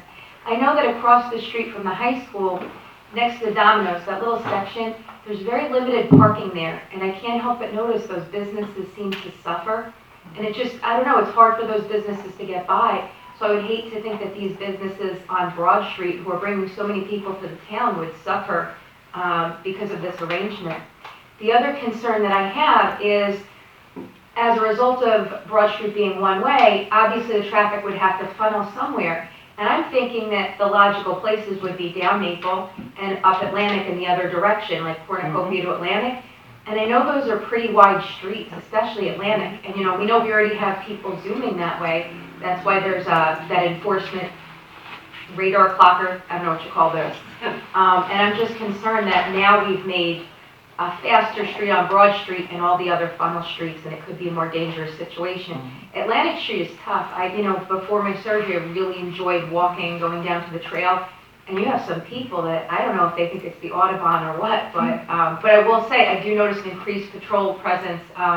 We've seen some good pullovers on the highway, so I know that something is being done, but I'm just concerned that now we have, you know, our police can't be everywhere all at one place, and I think we might be increasing a dangerous situation, trying to remedy one. So that's all I have to say. Thank you. Mr. Paul?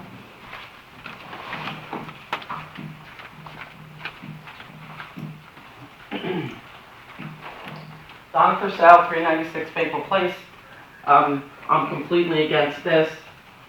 I want to go back to, you know, what Dennis was saying, what Victoria was saying, and anybody else that was in, Andrew.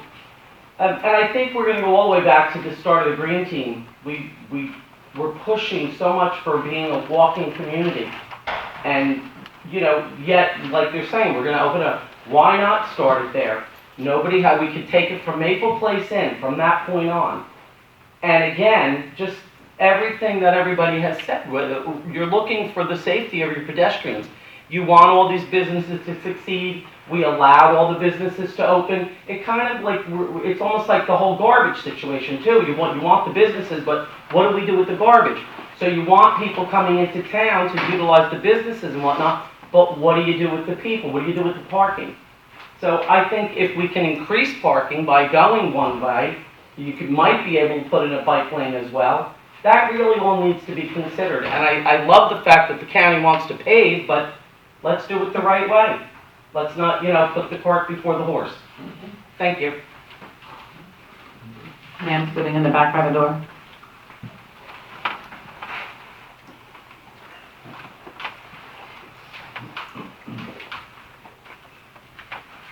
Good evening, everyone. I'm Helen Ramirez. I live off Fulton. write my name, sorry. Okay. And I own Quadra, 72 Broad Street, and it is a major concern. I just had to run out into the street last week because the dog got out. The woman opened the door, the dog ran out, and I literally went to the street and saved the dog's life. I thought I was going to get hit.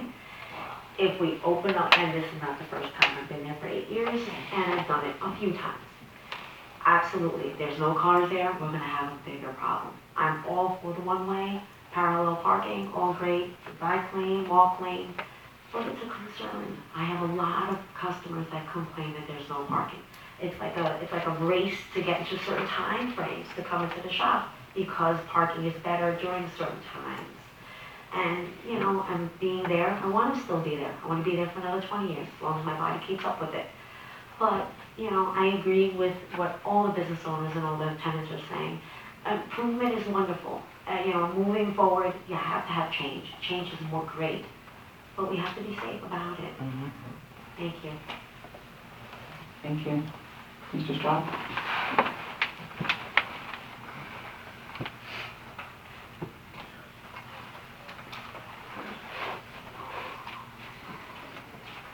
Jack Straub, 235 Main Street. I have three things. First, Trevor, technical question. On the side of the street where the parking spaces are removed, I don't know what you would call it, I guess there's not really going to be a shoulder. Is there going to be a line where how close is the traffic going to get to the curb since there are no parking spaces there? So we were looking at a 12-foot lane there, so typically cars 6.5, 7 feet wide. So you're looking at probably 5, 6 feet from the curb to where the vehicles are going to be going.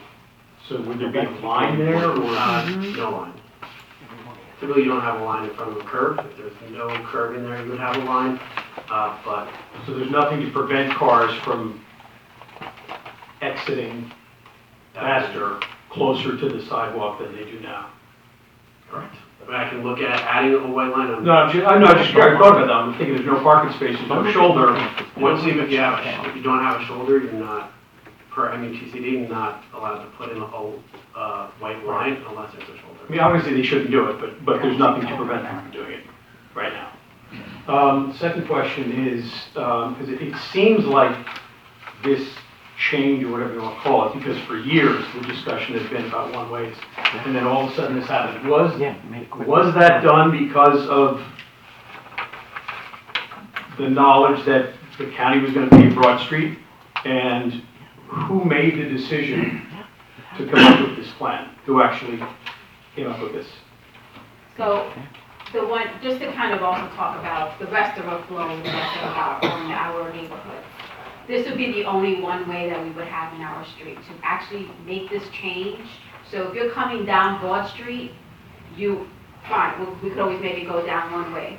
But the fact that when you're coming up, at the end of the day, we have boat friendly company, we have boat ramp that comes out. They're gonna have to make a right or a left to get out of here. They will have a tight spot to make a right turn onto West Front Street. And they will probably take down endangered pedestrians when they're making that right turn to get out of Keyport on West Front Street, or if they're gonna make a left towards going down East Front Street, and then trying to find a way to make a right, to go that way. Again, you have to understand that we can't put it all the way, one way, all the way down to American Legion, like around, that road. Because that's a two-way street, Yeah, I'm not arguing about it, I'm just saying. Can I go back to your original question? Yes, thank you. So when we received confirmation that we were moving forward with collaboration with the county, having Broad Street paved earlier this year, I did ask for a committee to be formed to discuss turning Broad Street one way, whether we would do all of it from 36 down to West Front, or for Broad Street to be one way from Maple to West Front. So there was a committee formed for this. All right. So that answers part of it. Right. So there was a committee formed.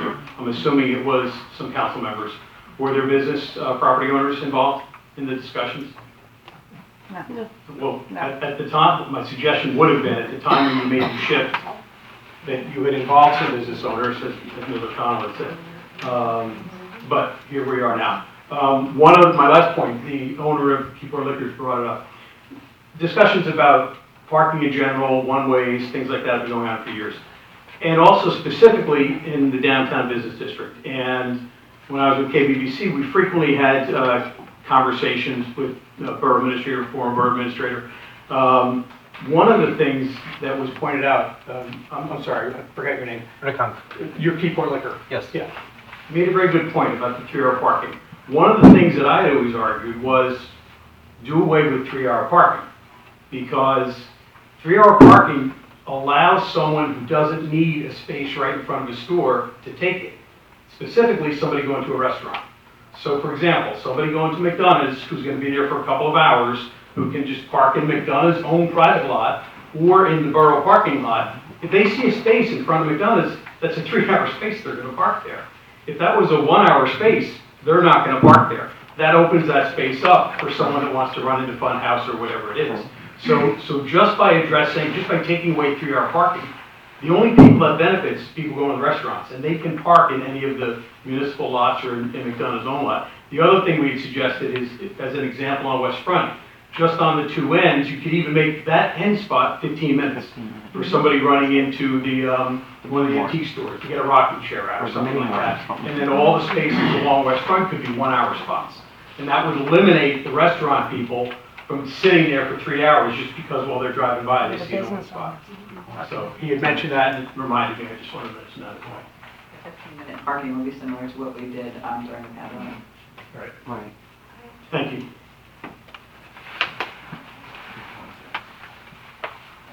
So, I want to make sure nobody else wants to speak before I speak. Okay. So I was on the committee, and when we were talking, this all seemed, and it still seems like a great solution to an immediate problem. However, I am wondering about Keyport Liquors and those businesses where it's grab and go.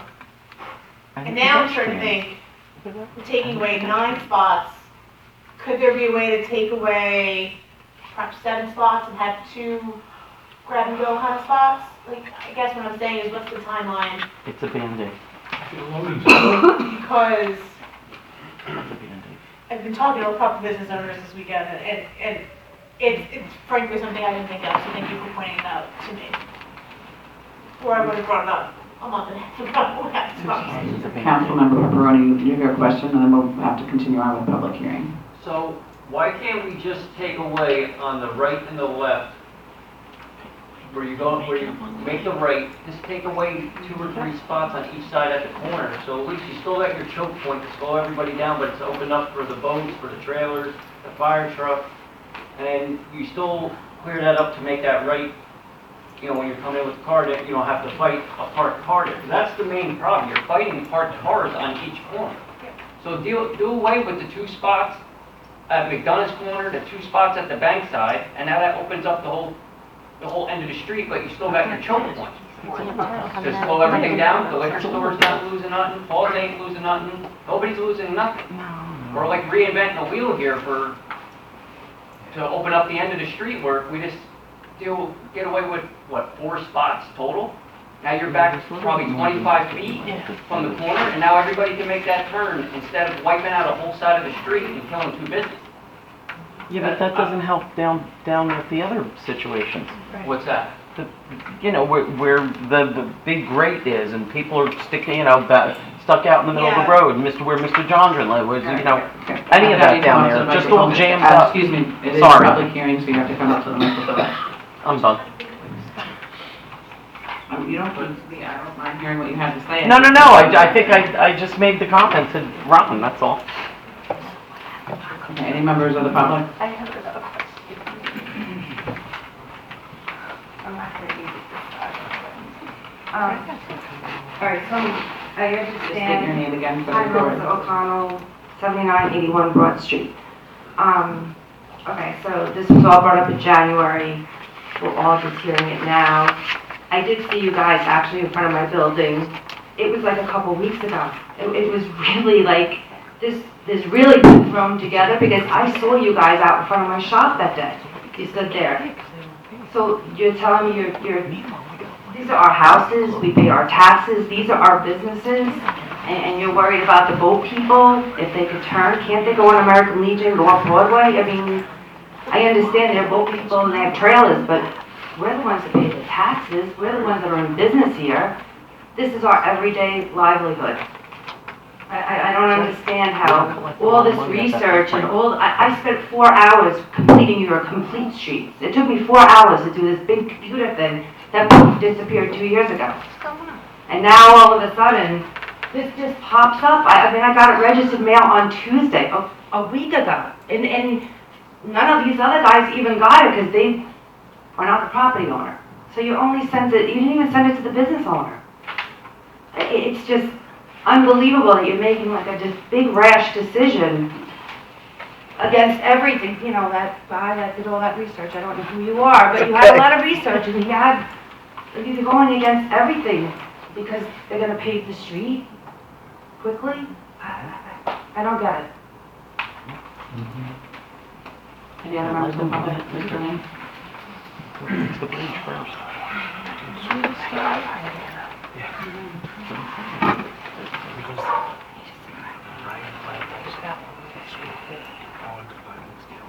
Mike Lane, I want to comment on, one of the things that Trevor mentioned was that there's not going to be a shoulder next to the curb on the side of the street where the premises.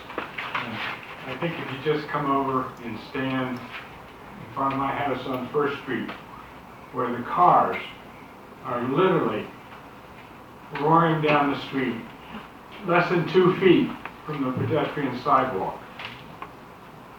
Really dangerous. We had an incident just about 3 weeks ago where a dog was badly hurt because he strayed off the curb. And so now you're going to, building on what Mr. Kelsey said, now you're going to have cars coming up Broad Street to get a green light, roaring through the intersection right next to the sidewalks. You need to think about that. Any other members of the public? Mr. Grant?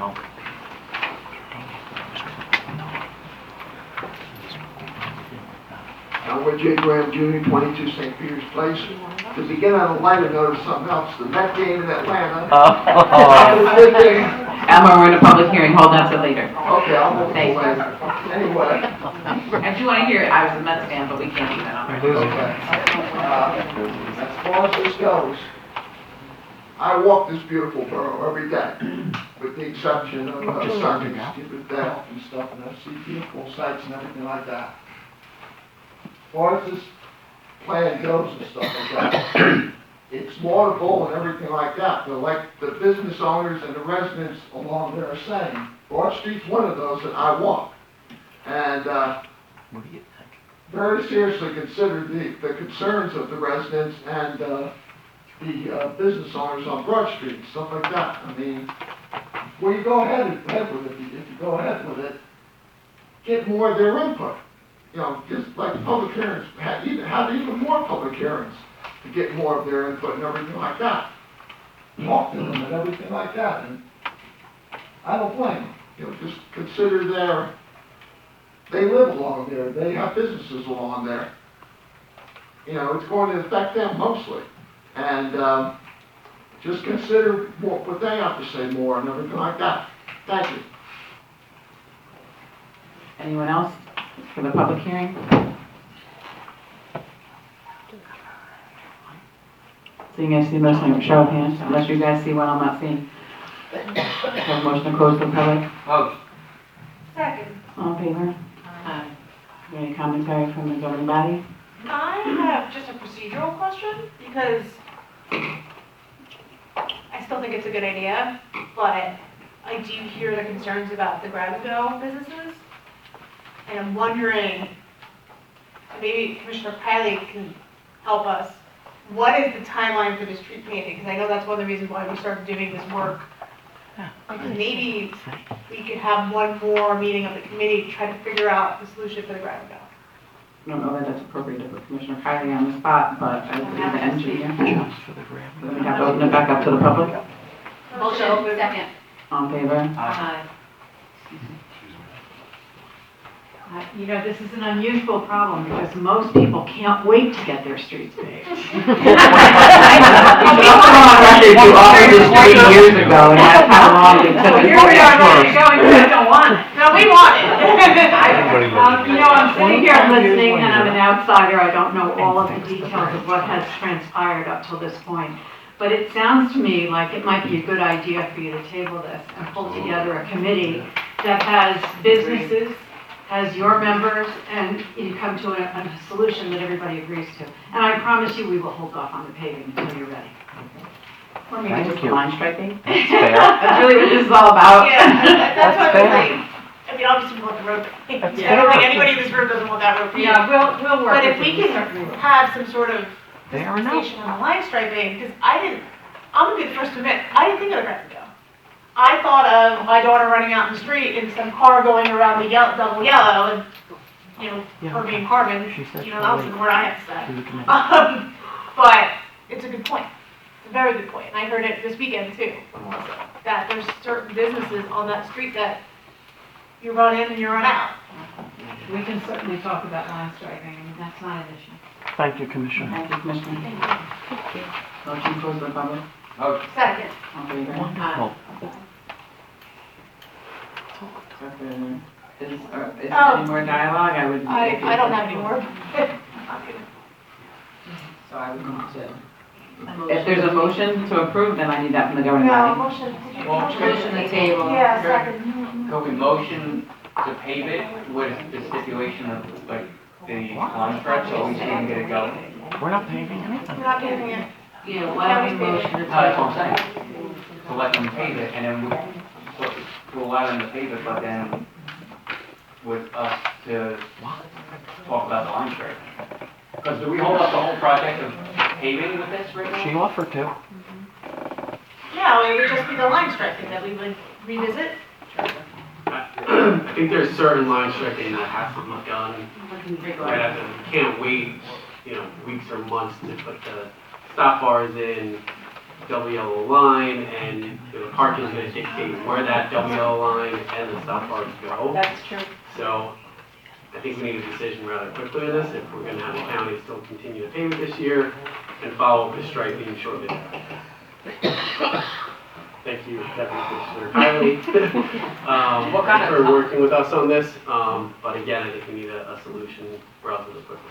What do you think we have, like a week after paving? Like how long do you think we have here? So they're going to be paving at night. So my understanding is they're going to mill and pave all in one night and continue down the road. And then typically once that's done, they're going to come in probably the next day and stripe it.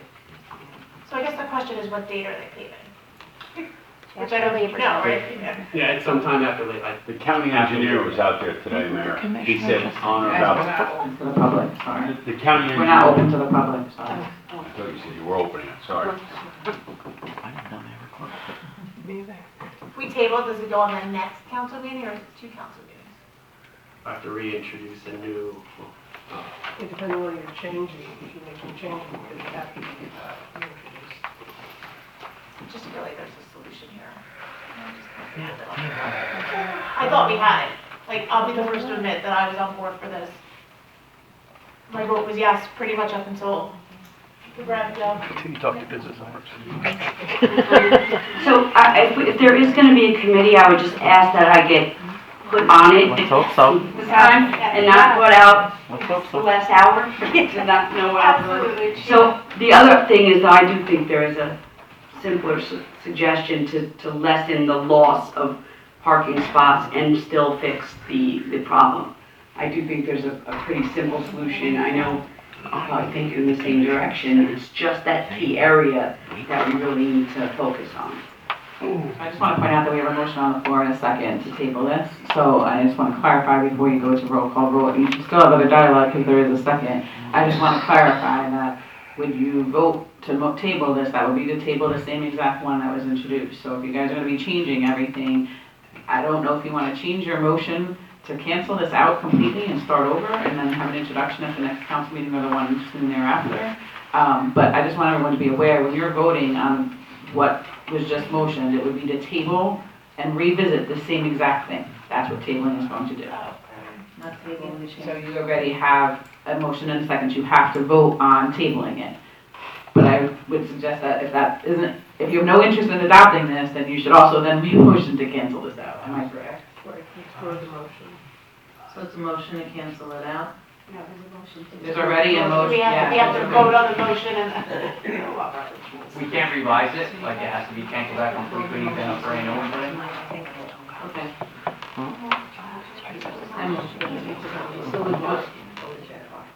So if I withdraw my motion to table it, that's okay? Right. I withdraw my second. And then it has to be revisited with the changes. Cancel it, you have to vote. Right. But then that's gonna delay the whole project. Till October? Yeah, I would have to speak to the county and see, you know, what The the exact, timeframe. yeah, exactly a time crunch is. Yeah, if I had the date, I could be more specific, but I don't have the date. I've been staring at the picture trying to be like, oh, on the fly, I can fix it, but I can't. Still gotta go for more. Yeah, Mayor, if I also may add, and I know there is, sort of the cloud hanging over this is the planned paving by the county. Yeah. But somebody mentioned it early, that paint is cheap, and if the consensus is to just let it move forward and the paving project happen, and it requires a more thoughtful, deliberate process, understanding that this process started with the basis of a complete streets plan that had been adopted, and it came time to implement it, and it's okay, let's look at the implementation, look at the traffic accident data that came out of the complete streets process, as well as a goal to improve pedestrian safety. If the plan currently is to pause the current orders, then do that. Because again, paving is really a separate project from the painting. And worst case scenario, the road gets paved, the striping gets done as is currently in existence, and this gets revisited and that gets painted black out and restriped. So the striping and paving are they're connected, but the paving is what we want, the striping is maybe what we need, but not the. But to keep the pedestrian crossing, do we need an ordinance for that? We Yeah. We do? You're talking about the mid. Yeah, because that I still, like, that. Just to be clear, because there's two that are proposed tonight. The one that's on broad and third, that does not, because by state regulations, that's already a classified intersection. The one that would need to be by ordinance would be the mid-block crosswalk, because that's not enforceable without an ordinance, but we can do an ordinance on that separately. We have a mid-block crosswalk ordinance. And also, Mayor, if I may, to put this into perspective, Councilman Pepperoni mentioned he was going through some specifics as far as parking that was being eliminated. Currently, on the west side at the McDonough's corner, that is already a no parking of the two vehicles. So those are not new spaces that are being eliminated. Moving further down, just the addition of the mid-block crosswalk eliminates, I believe, 3 on one side and 1 on the other. And that is definitely a pedestrian safety enhancement. So the net effect is that if my math is still any good, there was talk that the net impact of this plan in its entirety is a reduction of 9 spaces. 4 of those are happening just related to the crosswalk, regardless of whether the lane is shifted and the other parking is eliminated. If I understand that correctly? Yes, that is correct. It'd be a net loss of 4 spaces, just to add the block crosswalk. And the crosswalk and those parking spaces can be eliminated at any time in the future, separate from what's happening, because that striping is minimally impacted by the addition of the crosswalk.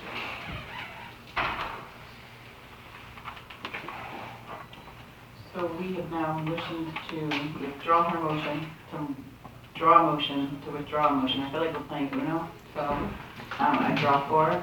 So, and we would need them to do what about this public hearing at this point, Lizzie? So what is the desire of the council? Well, we don't want to postpone the project. That's important, because if it gets postponed, where is it going to bring us? So I agree with what Mr. Delaney said, you know, let's move forward with getting it paved, having it striped, and if we have to change it, you know, after it's striped, we can change the ordinance, and we'll change the ordinance at that time. So as far as this public hearing thing on this, motion to withdraw, but we still have to close out this, like, this whole hearing. So to close it out, are we just not carrying it to a vote if that's So not their pleasure? you're interested in voting on it? Yeah. Just to move it forward, and then at some Vote it point. down if you have to, just to close this Then I hearing think out. we want to vote So- for it and then amend it at some point. Amend it at some time, yeah. Amend the ordinance?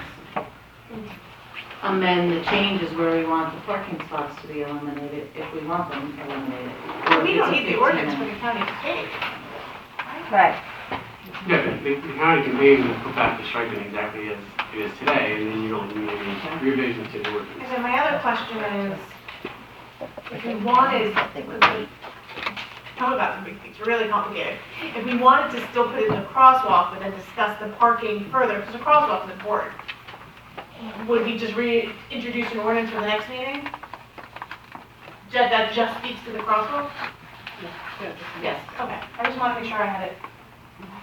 But in the meantime, this has to be, Well, if the payment comes down without the ordinance, then, and that's the concern, then just vote this one down. there has to be some kind of carry through to end this hearing.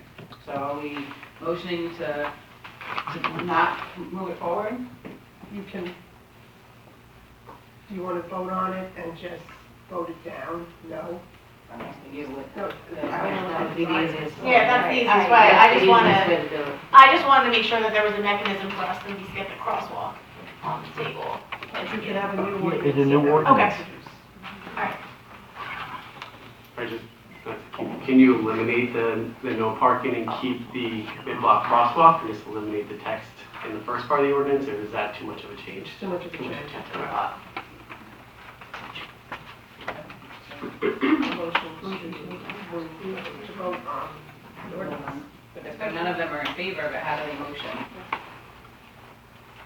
Well, you it's can a still public- make a motion. I mean, I'll motion. No? I motion. Was there a second? Approve, I guess. To approve or not? Not approved, but we're voting no on it. I'm confused. I just motioned. Whatever the motion is, I motion. Right. Your motion to voting on the ordinance. Whatever the motion Yes, is, I motion motion. to voting on the ordinance. Then we'll just roll call. And you vote no. We go down, we revisit. Sorry, guys. Robert's rules is weird.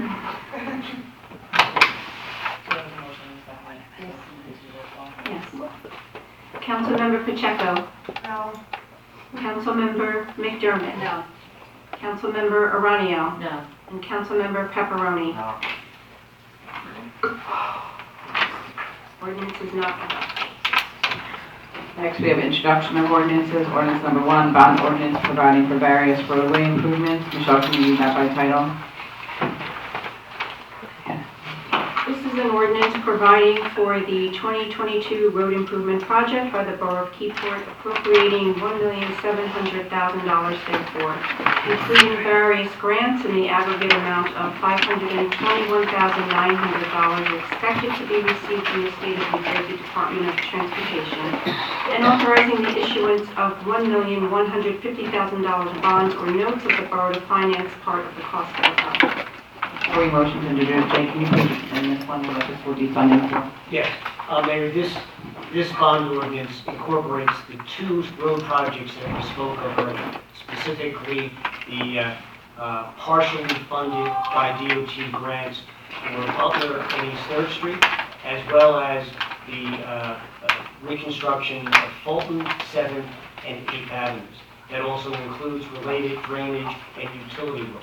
This project also includes other road projects within the borough that were discussed and incorporated as part of our capital plan in our current year budget.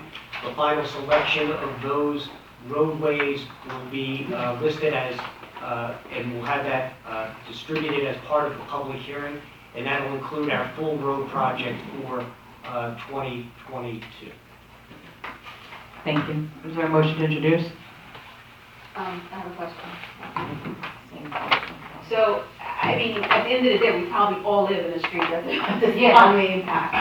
I'm gonna get So- an email. how are we, so do we still vote for this? Or do we abstain?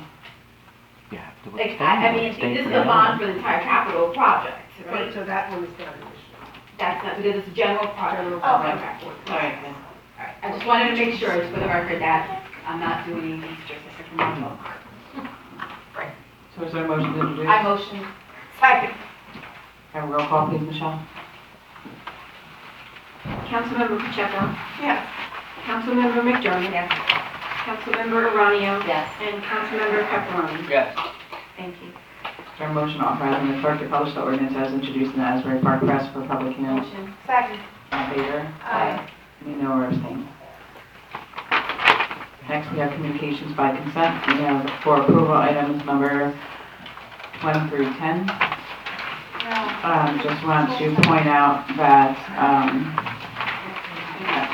oh, sorry, 1 to 9, right. So, number 2 is going to still, now that the ordinance passed as far as us being able to move things forward to the county for solicitation on public canning for organizations within the borough, just for clarification, once this gets approved by us, they still have to go and we'll send a resolution to the county saying that they approved this communication, right? They won't approve it at the county.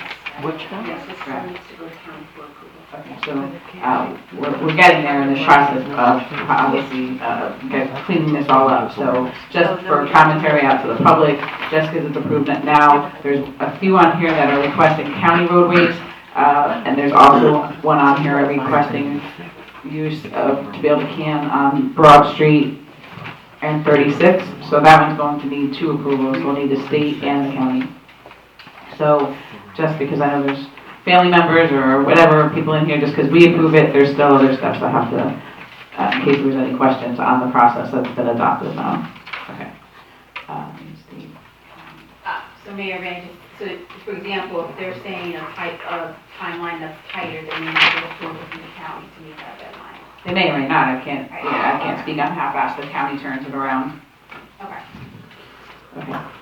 So, is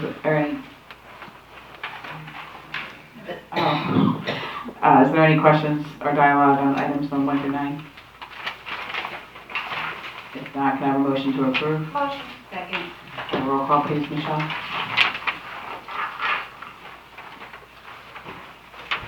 Councilmember Pacheco. Yes. Councilmember McDermott. Councilmember Aranio. Yes. And Councilmember Pepperoni. Thank you.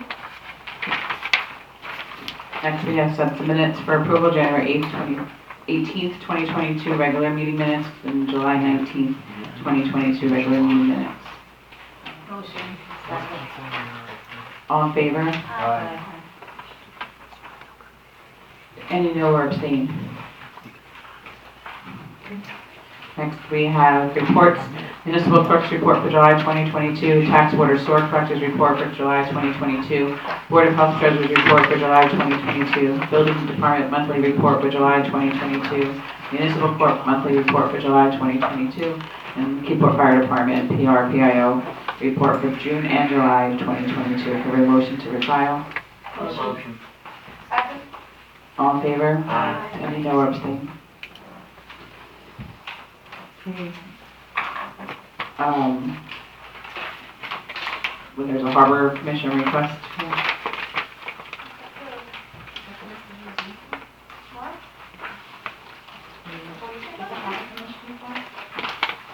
Jay, Michelle?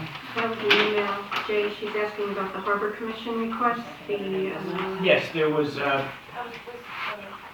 request from the Harbor Commission that had been discussed in the police committee. I don't know if there was any discussion back to the Harbor Commission About the regarding additional officers. right, and- enforcement along the Yeah, water. yeah, that was just an That would intro. cause you. So there's no further discussion? I don't think there's any discussion. We'll discuss in the meeting and also, once the reverse the recommendations from chief. So there's nothing? Nope. Okay. And you guys, I don't know who added this to the agenda, so I just want to make sure whoever added it is their questions are answered. Unfinished business, KBBC request to place gazebo in the mini park. The engineer report, Jack? Yes, the engineer's report was received and has been provided to the KBBC. Essentially, the engineer was indicating process should move forward with the submission of the required building permits, and all structural concerns would be addressed in that process. Okay, so we'll forward that to KBBC if they haven't received it yet, unless anyone is opposed to that. Is anyone opposed to moving that forward? Okay. Next, we'll, Deus updates, Chief Torres. I do have one thing on the Harbor Commission request. I would want to get together with you guys and discuss the actual ordinance and possibly putting in some changes to that. We added that to our patrol, so we added that to regular patrol to patrol that area and enforce. But there's some issues down there that we definitely need to discuss as far as the ordinance and what the Harbor request, what the Harbor Commission requested versus what the ordinance says. There was a big difference in what they wanted and what the ordinance says. So I'd like to schedule time to discuss that. Yeah. The good news is it will also have our commission, so. Okay. I wanted to quickly say that we had I would say, successful Fair Week. It went, our Fair Week, it's a long week, but once it's done, we all celebrate that it was very successful, and it turned out to be, by successful, I say a safe week for our residents, and hopefully a fun week for everyone. I'm very proud to see our crisis intervention training has really paid off. Yes, it takes time, it takes effort, but we can see clearly that Keyport's standing at the forefront of this initiative to deal with the mental health issues we are consistently faced with. Our crisis intervention team, it actually made international news, so we're very proud of that. We went international, and we were on the front of the newspaper, so we just wanted to say that we're thankful for the training that the county has brought forward. We worked hard, our officers went to that, and they worked long and hard, but it's really paying off to help deal with the mental health issues that we're facing today. That's it. Thank you. Thank you. Michelle? Nothing, Mayor, thank you. One item, I just wanted to bring to council's attention, there's a new law that was just recently signed by the governor that affects not only Keyport but all municipalities.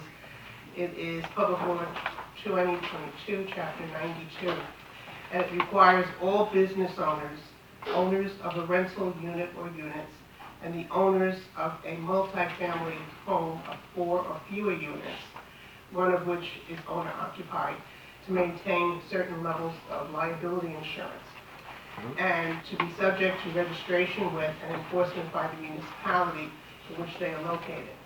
So this new law is requiring municipalities to adopt an ordinance to set up the registration process and sets forth specific dates wherein businesses will need to show proof of liability insurance for negligent acts and omissions. For a owner of a business or the owner of a rental unit or units, the amount is no less than $500,000 for combined property damage and bodily injury. It's effective November 3rd, 2022 for all new policies issued on or after November 3rd of this year. And the requirement is effective February 1st, 2023 for all policies in force on August 5th, 2022 that are renewed on or after February 1st, 2023. The amount for a owner of a multi-family home, which is 4 or fewer units, that amount is no less than $300,000. So this is an ordinance that we will be drafting and will come for you in September. And I'm sorry, where in that state statute or regulation does it say that they're going to give funding to the municipality to oversee this? And you are permitted to charge a registration fee for the process, for the administrative end of it. And the law also says you are allowed to levy fines of not less than $500 and no more than $5,000 for non-compliance. Or another regulatory thing from the state. So now we have an insurance police too. Yes. Yeah, exactly. And it's a requirement, you don't have a choice. Thanks. We'll skip over your day's reports from now on. Jay?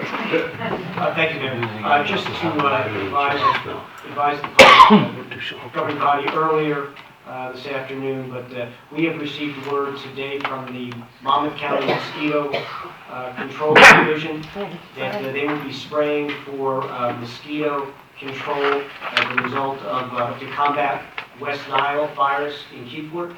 The county plans on doing that spraying on Thursday morning in the very early morning hours between 4 a.m. and 6 a.m.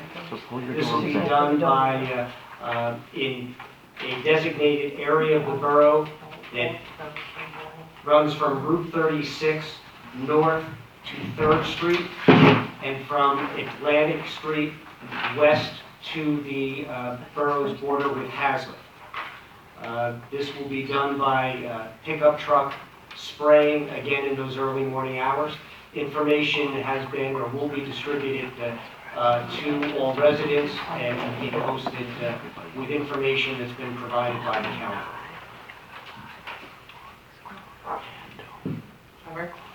Thank you, Mayor. The Broad Street Concrete Project was ongoing now for the last 2 weeks. They've recently completed the concrete work. We'll still be putting in the flashing pedestrian beacons. The issue is with material lead times nowadays, it's taking anywhere from 3 to 4 months to get traffic signal poles. So unfortunately, that's going to be delayed a little bit. But they're going to keep the existing pedestrian crossing signs up until the new signs are in and we can get those installed. Those will go in after the paving, obviously. We've continued to have open dialogue with the County Parks Department on the Henry Hudson Trail. The cleaning of the ditches between Manchester and the outfall east of Fulton Street, as well as some clearing of vegetation of the trail adjacent to Division Street and Osborne Street. I've also been speaking with the county engineer's office about the four-way stop request that we have for Green Grove Avenue and First Street, as well as the no passing zone striping on First Street. So those items should be wrapped up shortly. The developer at 333 First Street was out working today on Walnut Street, and we've had a couple complaints out there about the condition of the roadway.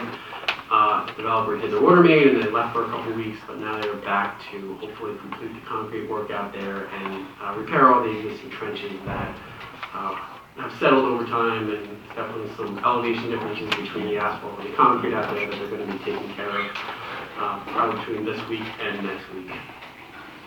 And then following up on 3rd Street, we are going to be wrapping up the television inspection of the storm and sanitary this week. That will be the dead end. That was included in the authorization tonight. So we had a television inspection company go out there.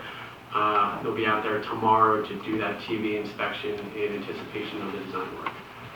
And that's all I have for now, Mayor. Can you please provide an update on what communication we're at with the state as far as the bridge replacement project over behind Town and Country on Maple and Broadway?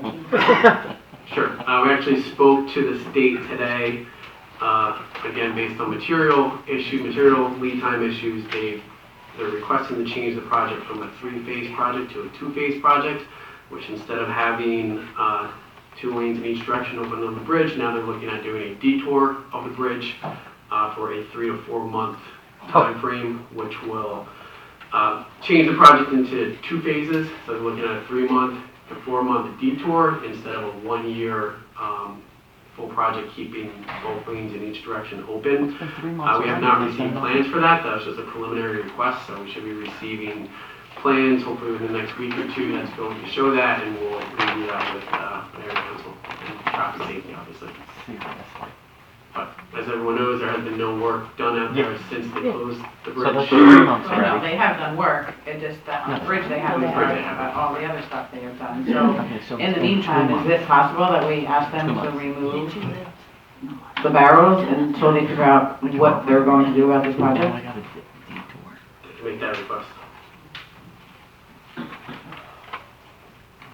Thank you. And then in the Broad Street project, not to beat a dead horse, but can you also give an update on what we're doing as far as the store line in Broad Street in front of the municipal lot, where there's usually a store and storm drain in front of Old Glory area municipal lot. That's the new plan I'm referring to, as well as the water accumulation at the crosswalk that we're adjusting in front of Bethany Manor. Sure. The concrete work was recently completed at both intersections of Raritan, so we made some adjustments to the curb line out there to make the water flow through that intersection. The county will be paving approximately 30 feet into Raritan Avenue to make sure that there is a gutter slope across the roadway. So that will be, typically the county does basically along the curb line. They've included an additional area on Raritan Street to fix the drainage out there. As far as the inlets, I know we've been working with DPW to look at if there's a hydrant adjacent to the inlets, as well as the inlets in that area. And then the county will be taking those new grates, or removing the existing grates and putting in new grates with the paving. Thank you. Can I have a motion to open to the public with a max of 5 minutes per person? All in favor? Just real quick, where does this whole Broad Street fall into the master plan that we all worked on so many months ago, many years ago? Has any consideration been taken on that? You're talking about the parking topic? Yes, the whole Broad Street, yes. Anyone else from the public? Mr. Straub?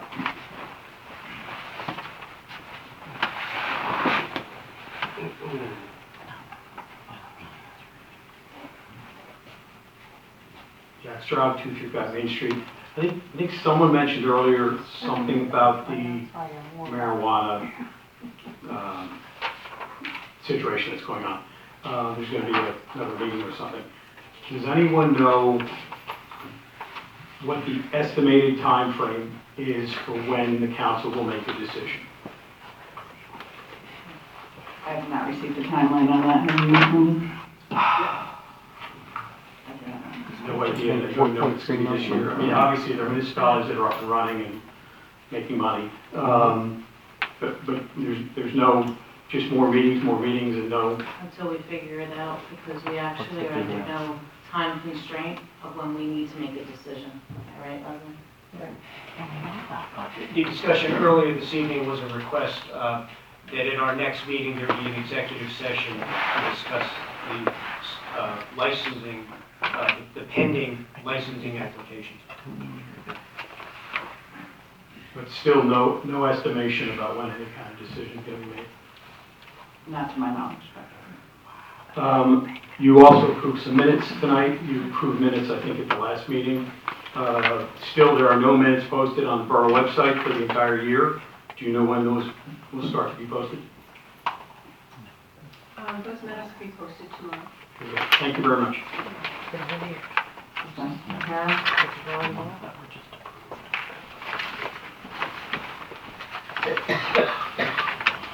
Danielle Shapiro, 378 Atlantic Street. I'm not sure if you're aware, there wound up being some Facebook chatter about some of the improvements to Walnut Street. And I was able to talk to Councilor Pacheco, and obviously those were planned. However, this has resulted, I've got about 9 citizens come to me with other areas. Some of them we've talked about tonight. I'd like to get updates on all of those, because I think that probably a lot of these things are in the works, but people don't know about them, which that's the real problem. The citizens assume the borough doesn't care, the borough's not doing anything. They misinform each other sometimes on Facebook, where they speculate and it's taken as gospel. And that's problematic, because I know the borough does care, and I know the borough is always doing things. So what I'm wondering is there a way for people to get informed? Now, I know there's a link buried somewhere for service requests. I don't know if I would know that was for potholes. I might think that was for, some other kind of an incident. But I'm wondering if there can be something where someone can report, especially potholes. This means a lot to this community. And for people to know updates. They just have an idea, oh, the borough's coming, or oh, the borough just did this. It's all like the people on Walnut Street today, they believe that that's it and the borough's not coming back. And that's not the case. And not everybody has the luxury of attending here, the council meetings. They don't know how to reach their council person, their mayor necessarily, people from the borough who could help them with these things. So would it be possible to have a real-time communication system, somewhere that people could look? If my neighbor calls in a pothole in front of my house, I don't want to double call it in, and I do want to watch, and I want to see, has it been called in, who called it in, when is it called in, and when's the next action expected? Would that be possible? Jane, where are we at with that? Anything is possible.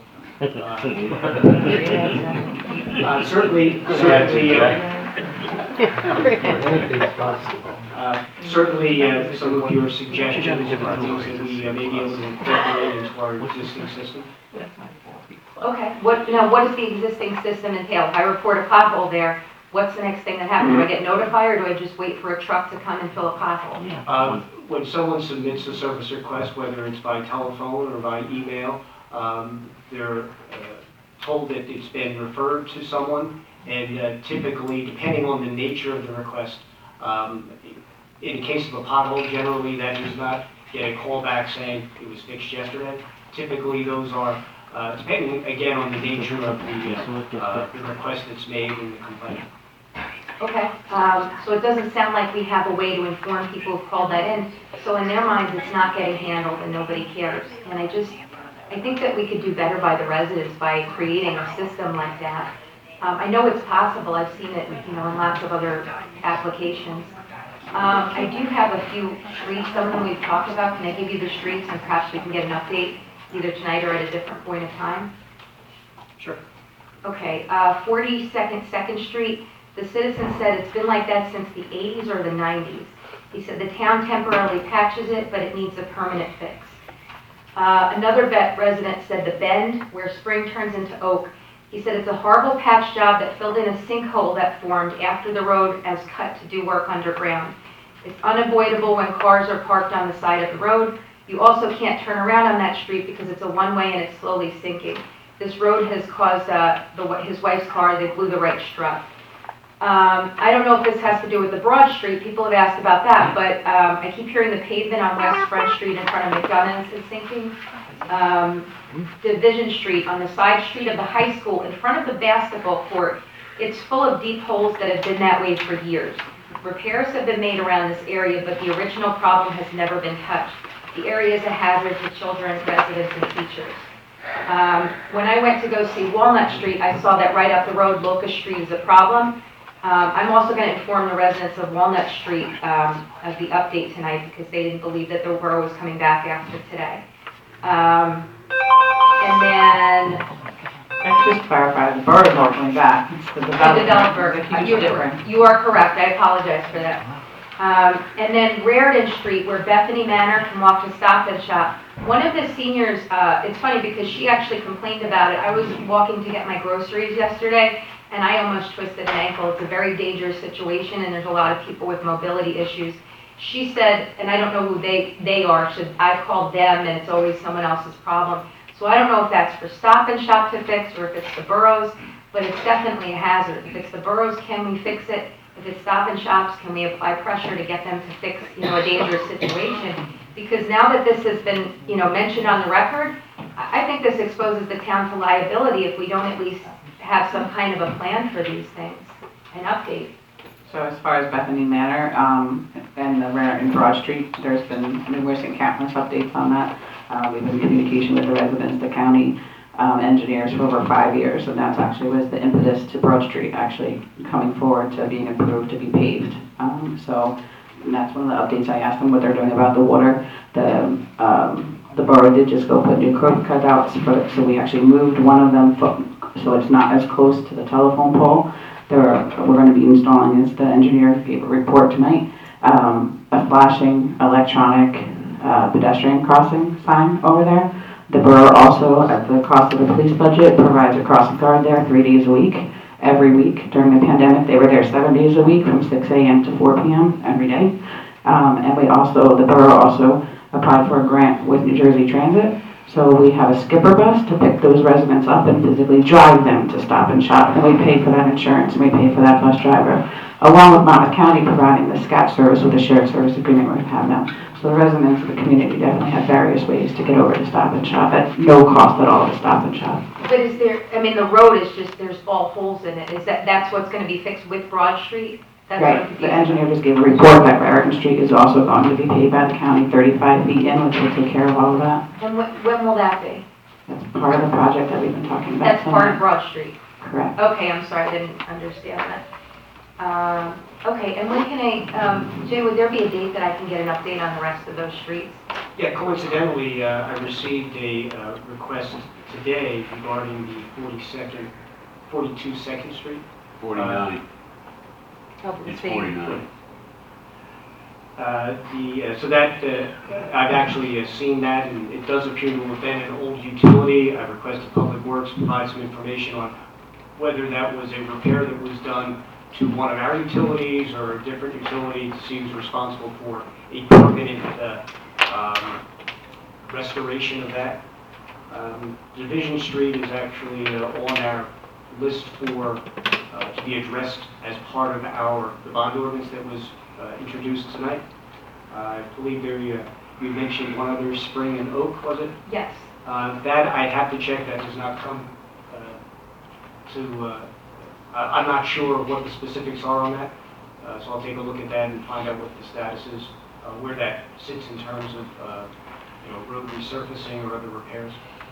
Will the street in front of McDonald's be part of the Broad Street project? Yeah, when you say Broad Street, I think you also referenced West Front Street? Yes, I'm sorry, Yeah, West Front Street. That is a county road, so if there's a sink issue there, we'll notify the county of that. Okay. And Locust Street near Walnut, it's not part of that construction? Yeah, Locust, and actually, I know Trevor, we've had some discussions about that, the specifics as to where that stood as far as submission for outside funding or for that to be a locally funded project. Can you help me? Yeah, without having my road notes cut. That's what, we currently do not have a DOT grant for Locust Street, so that right now would be local funding. We have looked at that numerous times out in the fields. It's definitely one of the roads that we're looking at for a future paving project. And when we say future, does that mean something that we would expect in 5 years, a year? What does future mean in this context? So Ms. Master we are over time at this point, and it is for public comment, but there is a borough map on the website of what roads have been and when they were paved. There's a paving map, and then the process is such that when we're applying for grants with DOT, the governing body selects, then prioritize with the administrator and the engineer. So every year we submit through a process of the full governing body what roads they prioritize to move up in the paving schedule. Thank you. You're welcome. Mr. Morrow? John Norilla, 34 Broad Street. Several times during the last 12 months I brought up about the old service request we used to do, called the 311. Well, I found out recently that there is no longer a 311. And I still have 311s that haven't been answered. So what happened to them? That's my first question. And my second question is to follow up. The 311 had an attached borough phone line that would text you your status of your complaint. So do we still have that phone line? Are these 311s that we wrote up in the past? I have one that's 13 months old. I still never got an answer on what was happening with the old coat factory next to Lincoln Hose on 2nd Street. I put a complaint in, said the building was in disrepair, could be a hazard, and that was months and months and months ago. Most recently, when I found out that the 311 was no longer used, it's now a service request to the borough administrator. I wrote him and said that I felt, this is my opinion, that before the property maintenance officer issues anyone else a violation for having weeds overgrown on their property or grass not cut, that we should practice what we preach. Beautiful fair, the chief said, and I agree with it, it was beautiful fair. But we had out-of-towners come in, look at our waterfront, and honestly, I took the pictures after the fair. the weeds are this high on the waterfront.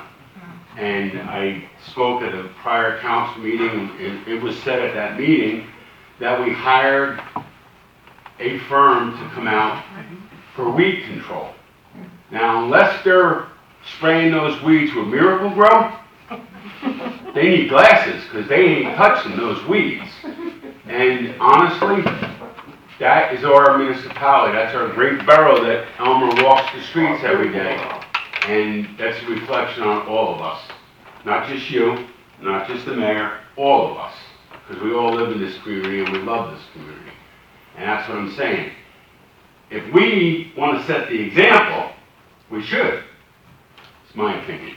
And I have to ask you, Jay, about those old 311s. Like, what do we just close them out? Yeah, that system was closed out, I'm going to say, last year sometime. It may have been, in fact, the time frame that you were talking about. Yes. I can find out what the specifics on what that complaint was. I have it in a text message saved, so I can give it to you.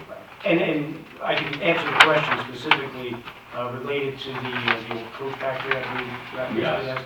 That is an enforcement matter, that there have been penalties and fines issued. And I know there have been discussions to resolve that with the owner. I think it's part of summonses that were heard in municipal court. No disrespect, Jay. Fines are good, penalties are good. That lady and her family live in New York. I live in Keyport, and I have to drive by that every day. It's an eyesore. We have the ability and the power to knock it down. So it should be knocked down. Quite clearly, condemnation. Plus, he just said, the borough administrator just said, they owe us money. Bigger reason to knock it down. Pay the fines or we're knocking your building down. My last question or comment is regarding the Bethany Manor ordinance that you tabled tonight. I'm glad that someone was working on this all along since the introduction, after the introduction, because it goes beyond, I'm shocked, because we discuss ordinances in depth before they go on to an agenda. This just appeared, and there was no discussion. I come to all the meetings, I didn't hear any discussion that we're going to put an ordinance on. I know a resolution was passed last year. I don't know if that's what triggered the ordinance, but whatever triggered it, we have to ask, why is it on? What's the purpose? And if the purpose is to hurt our seniors, well, you're in for a battle. Thank you. Mr. Paplas?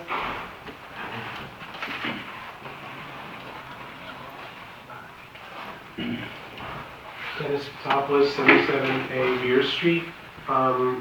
Okay, so just to follow up on what I started before. Is there going to be coordination of the construction of the bulkhead with the borough and Port 149? Are you talking about coordination as far as their work on peer permission, or are you talking about coordination with our bulkhead and their bulkhead? Coordination with our bulkhead and their bulkhead.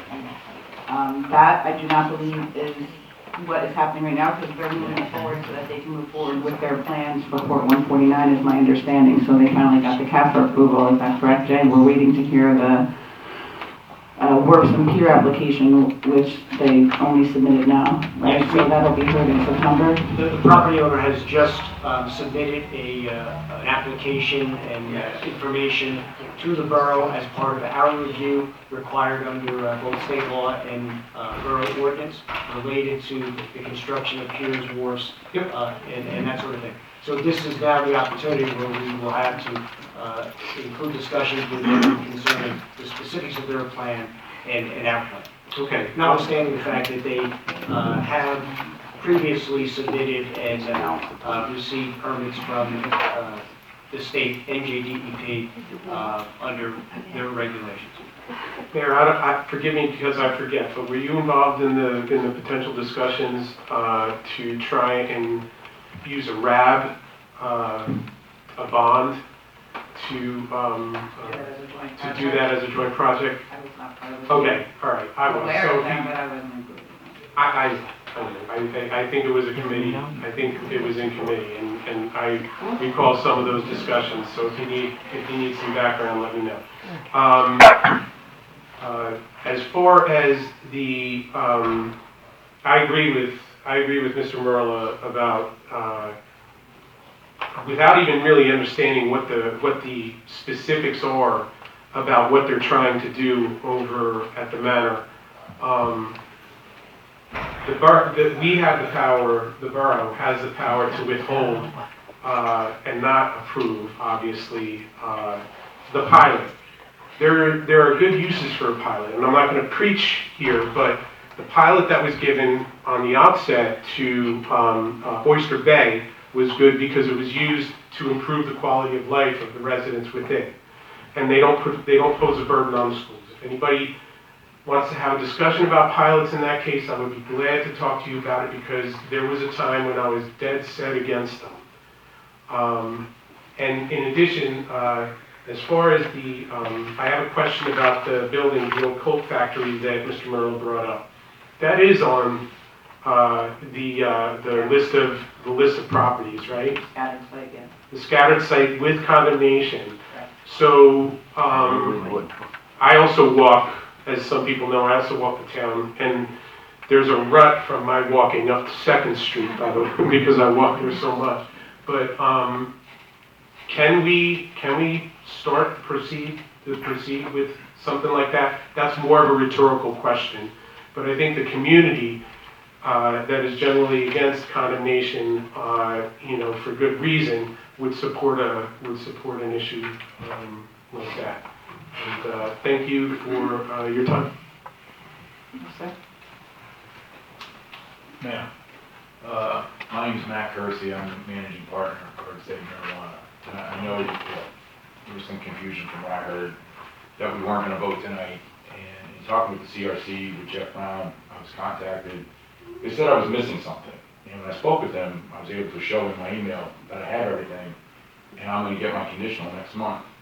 But the bigger part is, with the delay, is how it affects my family.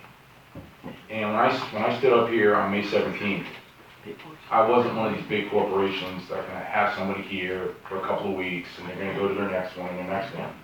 It's us coming here. And I'm coming from Fort Hood, Texas, and my family's coming from Long Island. And on September 9th is when your school starts, and now my daughter can't start. And I'm sure there's others that are behind me that are in the same predicament, and I know you're doing your due diligence, but I wanted to just see, not the economic factor that's been spoken about earlier, but how it does affect me. Because I want to be a part of your CERT team, and I want to participate with local police, and be a part of something. And part of that I have to be here, and we have to be here. And no matter what my business does, it's that little girl for me at the end of the day. And being in the school system, and her being a part of it, and taking her to things. And I just want that to be considered, because I'm sure most of you are mothers and fathers, and that's what it means to me, because, right now, and just as the chief knows, serving, I'm gone for an awful lot. And I'm getting ready to retire, and I want to be a part of something with her. And that's here in Keyport, so. I just wanted to say that, and thank you for your time. Excuse me.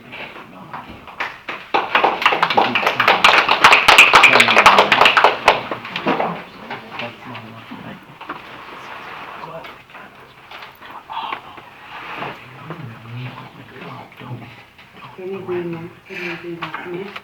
I wanted to bring the attention. Can you state your name and address? Oh, sure. My name is Tricia Lewis. I live at 10 William Street in Keyport. I wanted to bring the attention is, I have expressed concern in regards to a violation of one of the sanitation rules, and I've expressed it to the office several times, and I don't feel like it's being addressed. I've seen other violations, such as the lawn, or such as the gate blocking the sidewalk being enforced, but this violation I'm talking about is canisters in front of the building or on the side of the building. And unfortunately, I deal with a member of the community that does not respect the code and allows her tenants to overfill an unclosed canister for they're perfect. And I'm just thinking if there's ways that our community or the council members could ensure that, and it's not only on my street, but another street. I see canisters in front of the yard. I believe Keyport is beautiful, and it's been upcoming since I've moved here 15 years ago. So I would just like to see more enforcement being performed. Thank you. Yes, sir. Second row.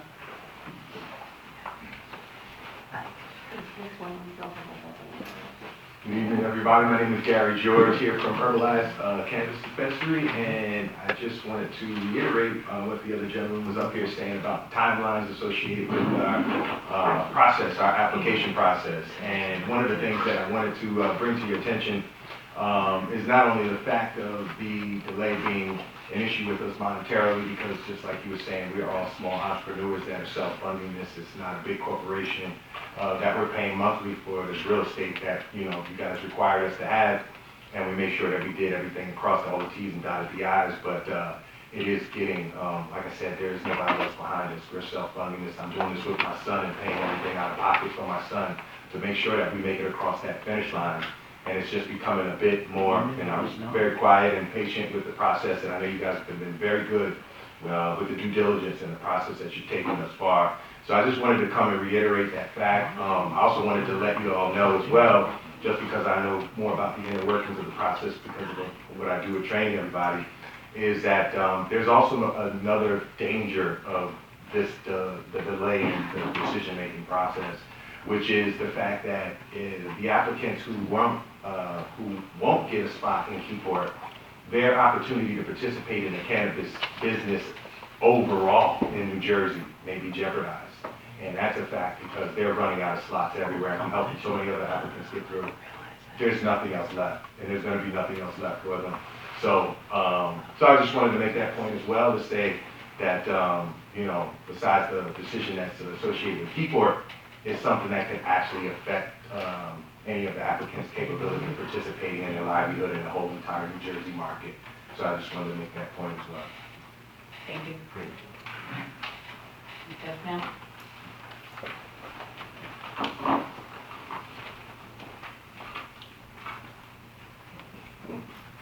Hello. I'm Diane Andrews from Bethany Manor. My least favorite thing is to talk in front of a group. You're doing it with a smile. At 9:48 at night, so you're doing great. But I just wanted to say what I feel about what's going on at Bethany Manor. When the Unterbergers sold the property to Capital, we were never told that it was going to be subsidized.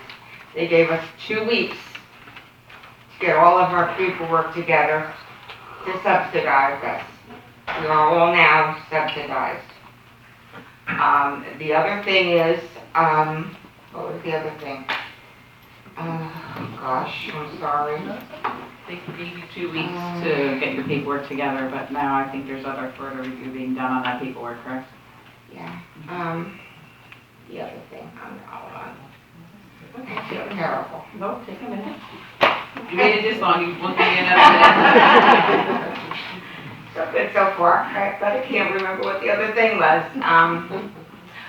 The increase in the rent is the other thing. I don't know about ordinances or any of that kind of stuff, but it seems that over $600 a month raise for senior citizens for a 1-bedroom or an efficiency is crazy. Absolutely crazy. And I know everyone in Bethany Manor feels the same way I do. Just some of them don't like to come and put themselves up here to talk to you. We lost about 5 people, walked out. I think we still have 4 or 5 here now that are going to talk to you. And I don't know what can be done about it, but it's just a crazy, over $600 is ridiculous. We agree.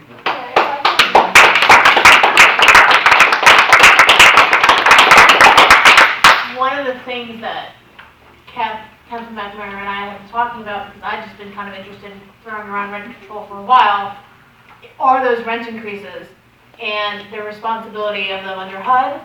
We also learned that some of those units aren't necessarily under HUD, so how does that affect their mortgage? We had lots of questions, so I'm sorry I was late this morning, this evening I got stuck in traffic. So I'm happy to see that we tabled it, because I was actually going to either suggest we table it or just vote. Not all senior citizens go in there with money from their houses. I hear you. I lost money. But not everybody has money. Yes, sir.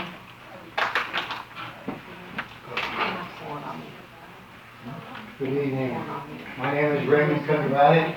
I live at 500 Broad Street, AKA Bethany Manor. I have a question, Madam Mayor, Council. How would you feel if you get a 30-day notice, whether you rent or you pay taxes on your house? 30 days, boom, double your rent, double your taxes. How are you gonna, well, how would you feel? I'm a senior citizen. My wife is partially disabled. She's got COPD. I get a Social Security. I get a small pension because I worked all my life.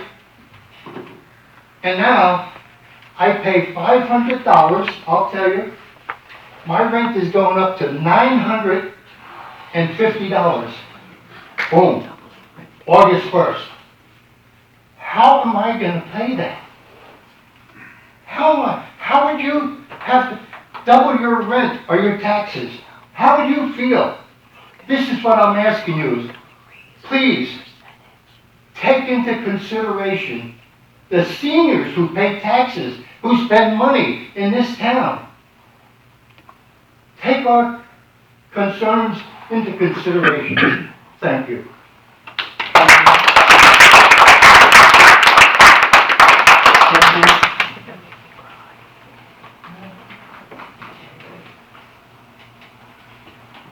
Hi, my name is Dorothy Scala. I live at Bethany Manor.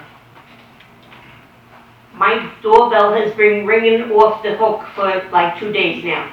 What's going on? Are we getting thrown out of the building? Is it co-ops or condos? I have no idea. I came here to find out from you what the truth is, because we feel we're being lied to. Everybody is upset. Everybody is upset in the two buildings. Are we being put out of our homes? They want condos and co-ops? Let them build their own. Don't steal it from underneath us.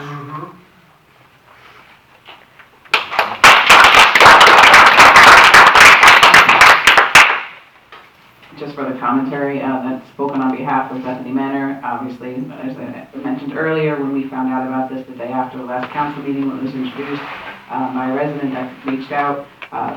There has been several meetings and trying to get to the bottom of it, including pulling up the paperwork from 50 years ago to see what is different between that pilot agreement and this one, and the state regulations requiring certain statutes to happen. Some of the other stuff that we have looked into is that there were other funding sources that were offsetting some of the apartment prices in there, and that's all the stuff that we're trying to get to the bottom of to find out where those funding sources came from, if they're still available and just not being applied to, and maybe the new owners aren't familiar with it, or why did those other funding sources subside? So those are all the questions we are trying to look into. Am I correct, Ms. London? And one thing that the owner's attorney did say today during our meeting is that the rumor of it being converted to condos, that is not true. So we would lay that to rest, right? So that's a rumor, that is not true. Okay, I don't trust lawyers. Don't trust what? Don't trust lawyers. They always talk out of the side of their mouth, so I don't trust them. I want to see it in writing. And that's all the stuff we're trying to gather is all those background things. And really, it's up to the owners to put out a flyer, put it in the elevator, put it in the community rooms, so people can read exactly what's going on. And this way there'll be no questions. We agree, and the other thing is that there are parts of, there are different parts of the building that fall under different guidelines, and different amount of units in each building fall under different guidelines. So it's not a straight cut and through for the same answer for everyone across the board, which is what has made this last 4 weeks a little more challenging. But I will say the Perth Amboy Housing Authority has definitely been putting in their due diligence too to try and get to the bottom of this as well, because some, but not all, of each building, but not totality of either, is part of the Perth Amboy Housing Authority. But then part of the rest of the buildings, not all, fall under a different housing authority. So there's multiple entities and things that we are looking at all of. And the important thing was, I wanted to get the capital folks and their attorney together with Perth Amboy director, because I was getting two different versions of the story. So that was the purpose of having one meeting, and Council President McNamara participated in that today. So we have a follow-up meeting that will be shortly, but we heard your concerns. And I've already contacted the governor's office about this. Mr. Lee?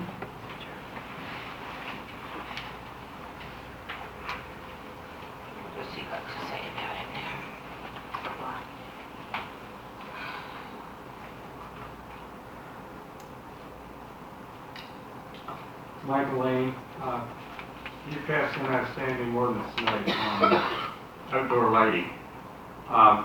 In the past, under Councilman Papadopoulos, where outdoor fire pits, you put together a flyer in one of the bills that went out from the borough.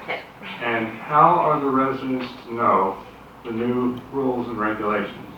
An example is the next door, there's a neighbor who has a spotlight on the front of his house, or her house lights up the whole house, has a pool in the back with lights that light up the whole backyard, has a flagpole with a light lighting up the flagpole on all night.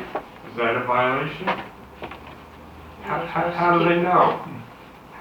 So you need to put one of the bills that goes out a notice as to what the boundary conditions are on this outdoor lighting. If I have a 40-watt light bulb is on my back deck and I leave it on all night, is that a violation? I think I read in the ordinance you can't leave the lights on all night. So how are the residents going to learn? What are you going to do to inform them? How many people on council are violating the new ordinance? Yeah, how many of these? Do you know what the ordinance is? Yeah. Second What do you thing. think? I'm going to, and I'll give it to your attorney tonight, there's very interesting documentation in the deeds that have been filed with the county for Bethany Manor. And I handed out 20 copies of this tonight to residents from town. This very clearly states their intention to convert these units. Also, their intention in the deed that they're only going to have a need for the pilot for 20 years. So I hope you will go to the deeds and try to understand the significance of these documents.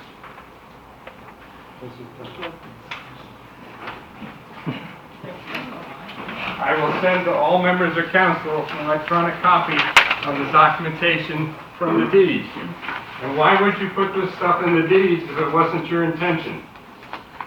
And it says they've reached agreement with the Secretary of HUD, and the Secretary of HUD's signature is on these deeds.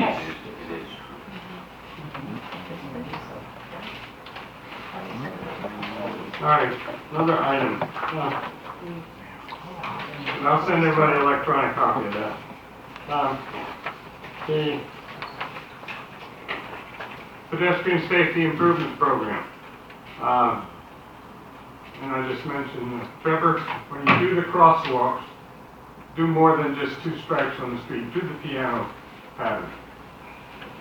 It really stands out and calms the traffic down. Is that your plan? That was the request by the governing body. Is that your plan, Trevor? Yeah, I think the public information meeting that we had, we discussed that in length, and we proposed the piano keys at every crosswalk on the plans. And we need them on every crosswalk in town. Secondly,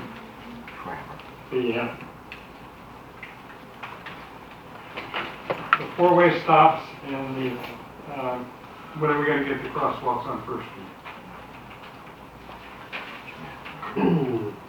So I did reach out to the county about the four-way stops again. I don't have an update on those, but I'll continue to reach out to them to get an update on the four-way stops. Is Miss Conley here still here? No, she left. All right. We need the four-way stop. No. That's not her, she left. Oh, that's the wrong one. County Commissioner. County left. Oh, no, she left. I'm legally blind, I'm sorry.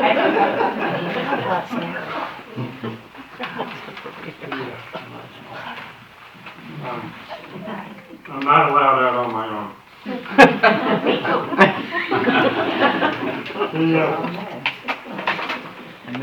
Another item is we talk about pedestrian safety and walking. The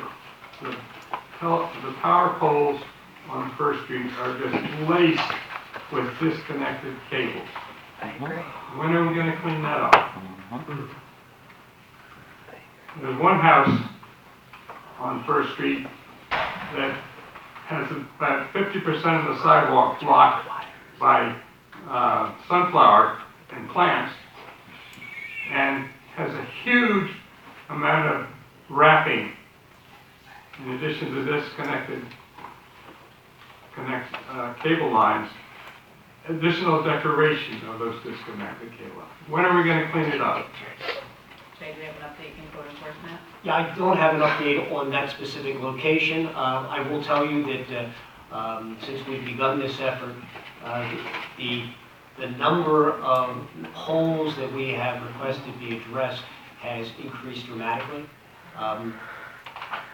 And I've seen very little evidence. I have seen some evidence of technicians coming out to review and clean up some of them, but not as quickly as we would like.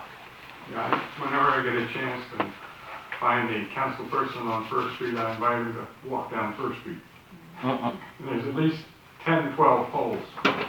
And then you walk down to Veterans Park, down Prospect, same thing. It really needs to be worked. That's all I'll go over with tonight. Thank you. Thank you. Good night. Any other members of the public? I have one more thing to say. Remington Drive, Broad Street, you know the rest. Not to put down the gentleman's concerns about the lights. I'm a veteran, we have a veteran here. Maybe a lot of men here are veterans. Just to clarify, there you go. The American flag, if it is flown overnight, must be lit. Yes. Right. If it's not lit, Not supposed to be flown. thank you. I just wanted to clarify that for those who may not know that. I used to fly my flag 24/7, except in inclement weather. Thank you. All right, all three of you, we're ready to team up. Come on, let's wrap this up. Mr. Lane, you're already over your time, so. I'll just say, I lived with my M1 for 7 years. So, and I know you like the flag at night, but that means you take, with our ordinance, you take the flag down. Yeah. Because it says we can't illuminate, I think it's what, after 11 o'clock? No. No, sir. The American flag. I'm talking about the ordinance. Yeah, it's something different. We're just I'm saying sorry. about, I was just saying the American flag oh, I can understand. be flown 24/7 But at then, night as long as it's lit. but then our ordinance has to deal with that. So what is? Well, but that's a national regulation, that would supersede a local ordinance anyway. Why? Mr. Graham? That's question. Is it an ordinance now? Albert J. Graham Jr., 22 St. Peter's Place. Please, and the members of the council, members in the chambers, please keep your commentary down. Now for an update on the Met game. Not in the 8th inning. Atlanta 5, that's nothing. But we'll bounce back. And another thing, I know Madam Mayor, I've always asked this, and I'm gonna ask it again. When are we going to have another, when is a firm date for another Veterans Committee meeting? I do not have one for you right now. Okay, we should have it soon, and everything like that's important for the residents, the veterans of the borough. And by the way, Sergeant, thank you for your service. Thank you. Served first class. I appreciate that. 28 years after the reserve. You are welcome.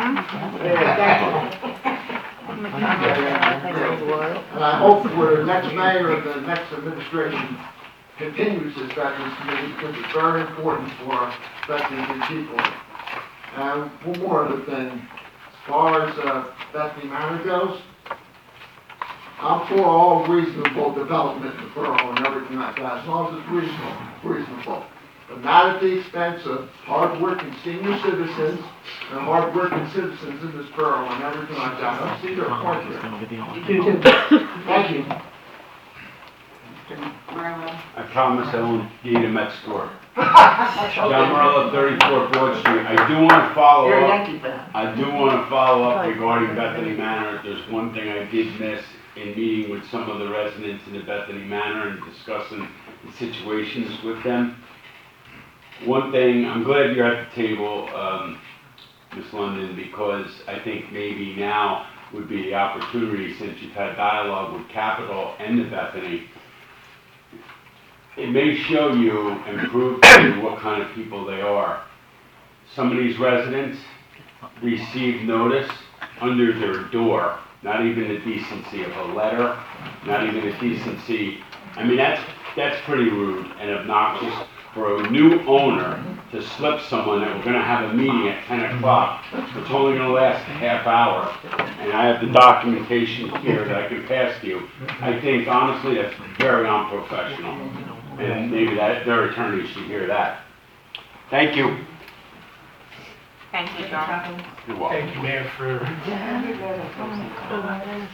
Dennis and Topless. I just have one question for the attorney. I'll ask you. Can the borough impose an injunction on the rent increase until this is all sorted out? That was actually how this all, the conversation actually began, was to see if we could, and there's certain regulations on when we can and when we can't, because there's different authorities overseeing it's a very bizarre breakdown on, there's like 42 units of this building, but 22 and a half units of that building. None of it is the totality of one authority. So there's different state regulations as to what we have purview over and what we don't, and none of them currently that we've reviewed show that we can imply that. We can't go to the Bless you. But the Perth Amboy director of the Housing Authority is diligently working to try to work things out. So we understand what the concerns are, the increases, but as the mayor said, it's not a black and white issue because there are certain residents that fall under this category, certain that fall under this category. There's two different types of funding involved. It's more complicated than we initially thought, that it was just getting an extension for the pilot. So that's why it's taking a little bit more time. We're looking at all of the documents. They're providing the contracts that they have with us, so we can see what the restrictions are. So it's being worked on. Okay. I don't want to hold up the meeting. Can I ask you a couple of questions after the meeting? Yeah. I have a question. Yes, ma'am? Maureen Marcel, do I have them up there? Yes, please. My mom is in Bethany. Maureen Marcel. My girlfriend works for the state housing, and when I made her aware of what was happening, so they were supposed to sign their leases for August 1st, and now they just got a notice that it's postponed another month, which means September 1st now is when you're supposed to sign the new lease? The letter said August 1st. September 1st? There are like multiple lease agreements in that building. Everyone is not the same. It's once they sign the lease now, that could be a problem if you're fighting what's happening here, that then they can be bound to that rent. So now that this is tabled until September 17th, what are they supposed to do about these leases that they're supposed to submit now for September 1st? Are they gonna be stuck now? Like, is there a way we're gonna be able to change this from them having to pay $600, $500 increases? Hopefully that's the purpose of us being here, is that we can put a stop to these increases. I mean, that's the purpose of the last month of our dialogue with the state, is to see what they could do and what other funding sources, because apparently many of the residents that are receiving these increases, because there was another funding source coming in, whether it was from St. John's, whether it was, there was all different avenues, and apparently that funding has ceased. So, we are not at the purview, nor do we have the legality purview to be able to tell someone not to sign something or to sign something. We cannot do that on individual.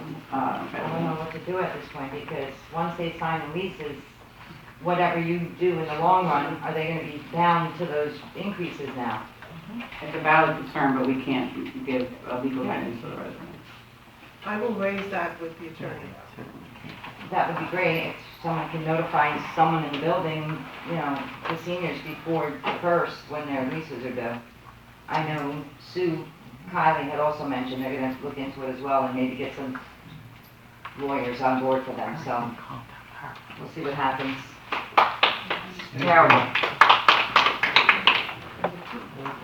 Yeah, come back up, your time is over already, so you're really over your limit beyond. It's very quick. Things can get fast.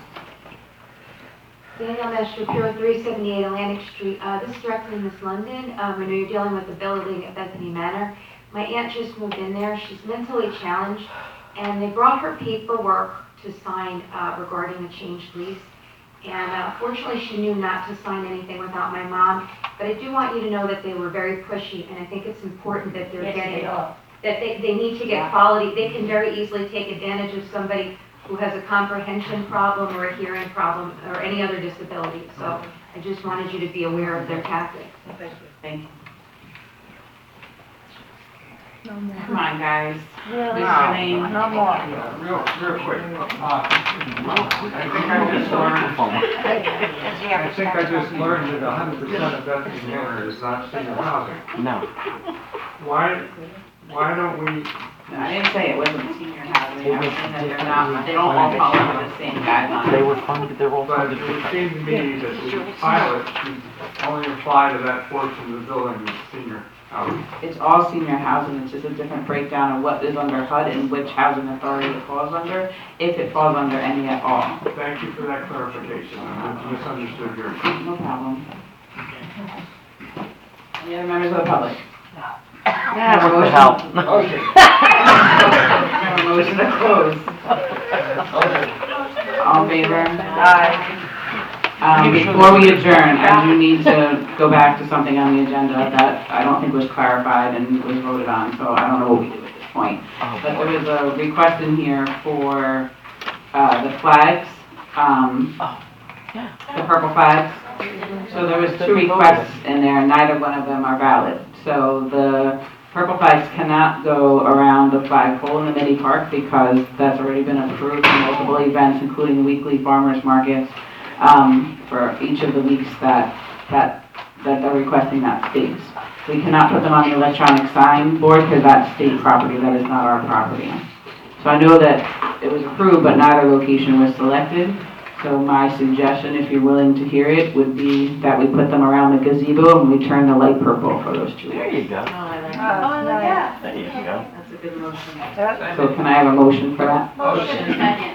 All in favor? Aye. Thank you. Good night. Okay, nice. We do have a closed session, so Leslie, can you read that resolution, please? Yeah, resolution 22-192, resolution of Borough Freeport, authorizing a meeting not open to the public in accordance with the Open Public Meetings Act. Whereas NJSA 10:4-12 provides that a closed session not open to the public may be held for certain specified purposes when authorized by resolution. Whereas it is necessary for the borough to discuss in a session not open to the public matters concerning collective bargaining pursuant to NJSA 10:4-12B4. Now therefore be it resolved, the mayor and council assembled in public session on August 16, 2022, and determined that a closed session not open to the public shall be held at the borough hall for discussions of the matters relating to the specific items above. Well, thank you. At this time, can I please have a motion to go into closed session, which means council chambers needs to vacate? Motion. All in favor? Aye. Good night, all.